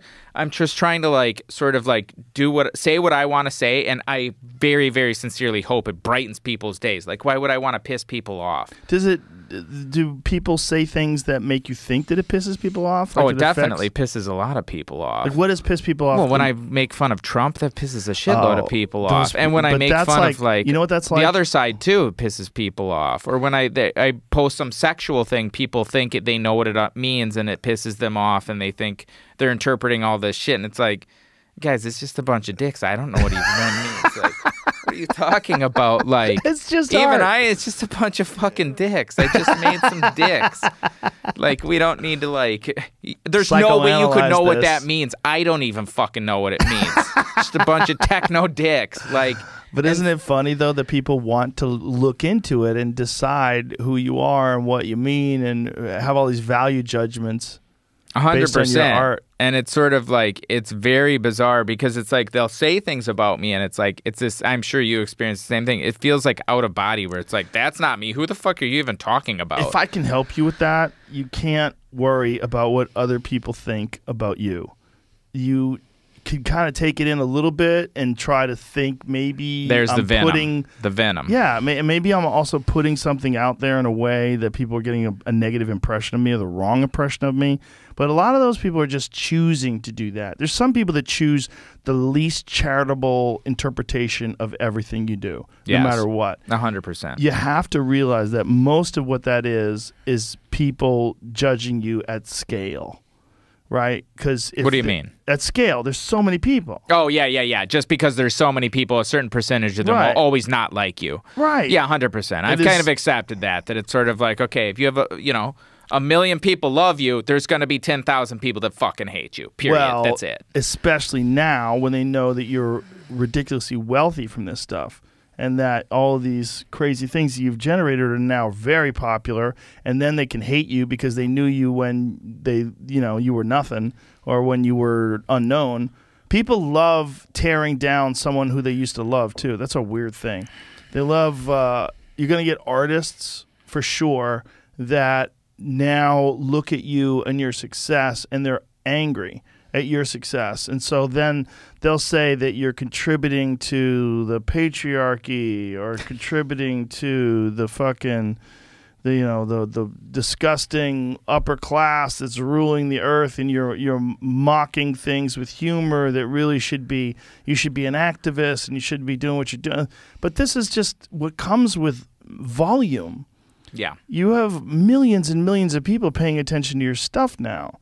Yeah. And it's something that I've had to deal with this show. It's something that I've had to deal with just life in general. There's just a certain amount of people. The thing is, do the reasonable people who are intelligent and kind and have a charitable sense of the world, do they have a problem with what you're doing? Most of them don't. Most of the people who, like myself, look at your stuff and go, this is crazy. What the fuck is he doing? And they think it's cool. And they look at your stuff and I think this guy's really interesting and creative. And I was looking forward to meeting you.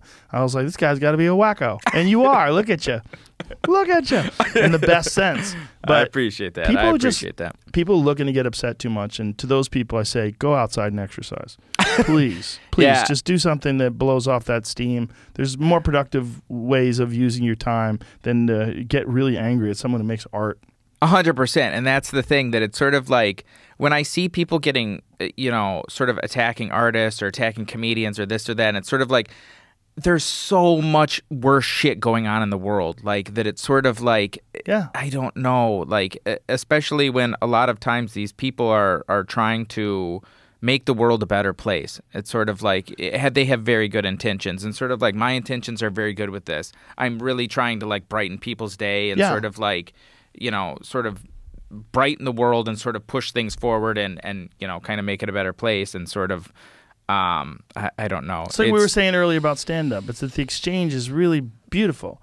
Like they come out to see you. You do all the work necessary to put on a show, and they have a good time, and it's a great exchange. Yeah. And the same thing with podcasts. It's a great exchange. You do your best, and then they enjoy it, and it becomes a part of their commute or their workout. Sure. They're listening to you, and it's entertaining. Yeah. That's a great exchange, and that's how a lot of people are going to see it.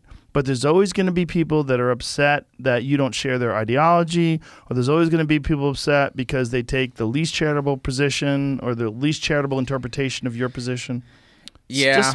Just life, baby. You got to just accept the fact now that you're big time, you're going to have a lot of haters. It's definitely, and it's honestly something that doesn't bother me, because I know my intentions with this artwork, and I know my intention is not to hurt people with it. It's not to offend people. It's always to brighten people's days. Or the people that are getting offended are the idiots. They're just idiots. If they're getting offended at your stuff, if they either enjoy it or they don't.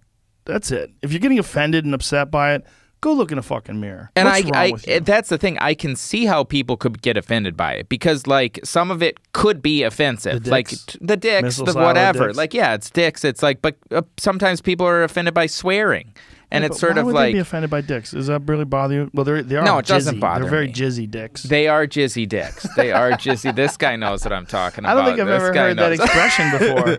I think I made that expression. They're up for pretty the first jizzy time. dicks. They are pretty. Have you ever heard the expression jizzy dicks? I haven't, but it is accurate. I will say it's accurate. sometimes- There it is. Hello. Hey. Like, I could see like how you could be offended by this. I And can't. it's sort of like, I get that. That's my hope and dream. But That's it's real. one of these things where I didn't do this to offend. This was sort of like imagining if Donald Trump, like Gave in the birth to Hillary. future, no, like he was like forced, like a machine that was like forced to keep giving birth to like babies.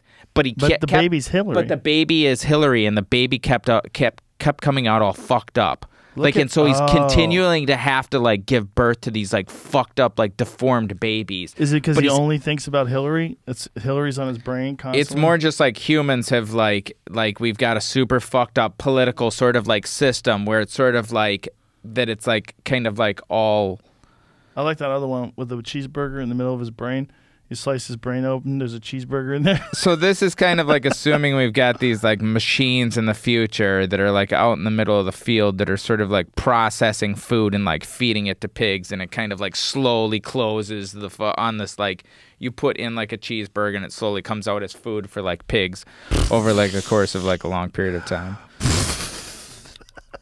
So it's definitely there's quite a bit of fucked up shit, and I could see how you could be like offended by that. Trump versus Biden in a boxing match. So this was like right after the first debate. Yeah. Oh my God! Look how obese like you made Trump and sexless. That's what I love. Naked and genderless. Well, and that's the thing too. Like a lot of times, I will sort of like if you look at the one next to it, where it's got like this Kim Jong-un sort of like thing. These are my favorite. Like, what the fuck is that?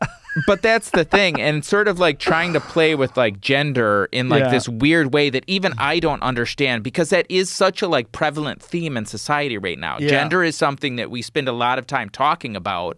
And so with pictures like that, it's part of it, but it's part of it in a way that honestly even I don't even understand what it means. It's just sort of like like here's a like mixing and matching a bunch of sort of like genders and sort of like, how does this make you feel? I don't know. Like, how does it make me feel? I don't know. Well, you know, that's what Douglas Murray, who's a British intellectual, very fascinating guy, he said on my podcast, it's a really interesting point. He said, whenever civilizations are crumbling, they become obsessed with gender.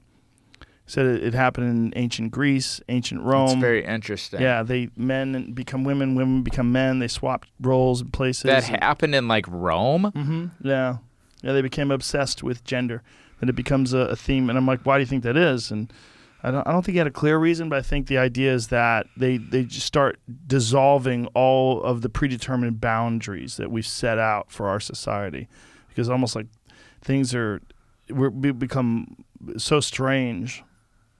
It's definitely, that doesn't bode well for us. That does not bode well for us. Well, unless we like that future. That's our future. That's our future. Well, listen, man, we just did 3 hours, believe it or not. Jesus Christ, are you serious? Yeah. Oh, my God. What the fuck? Time flies, bro. Jesus Christ. Thank you very much for this thing. What would I call this? This piece of art? Artwork. This piece of artwork. It's fucking dope. And the underwear. Appreciate that. I hope you enjoyed the scotch. Yeah, dude. Thank you for having me. Super pleasure. appreciate My pleasure. it, man. Like, such a huge fan. I'm a huge fan of you as well. Tell people your website, where they could go, and it's Beeple crap. Beeple _crap. What is it? Beeple, yeah. Beeple, I think it's Beeple-crap. Beeple-crap on Instagram. Beeple-crap.com. It's Beeple_crap on Instagram, and I think it's Beeple-crap is the website. But if you just Google Beeple, you'll find some fucking gross shit. Not at work. Don't do it at work. Don't get fired because of me. Don't get fired because of him. I got to do my disclaimer. Well, thank you very much, man. I really had a good time. Thank you. Bye, everybody.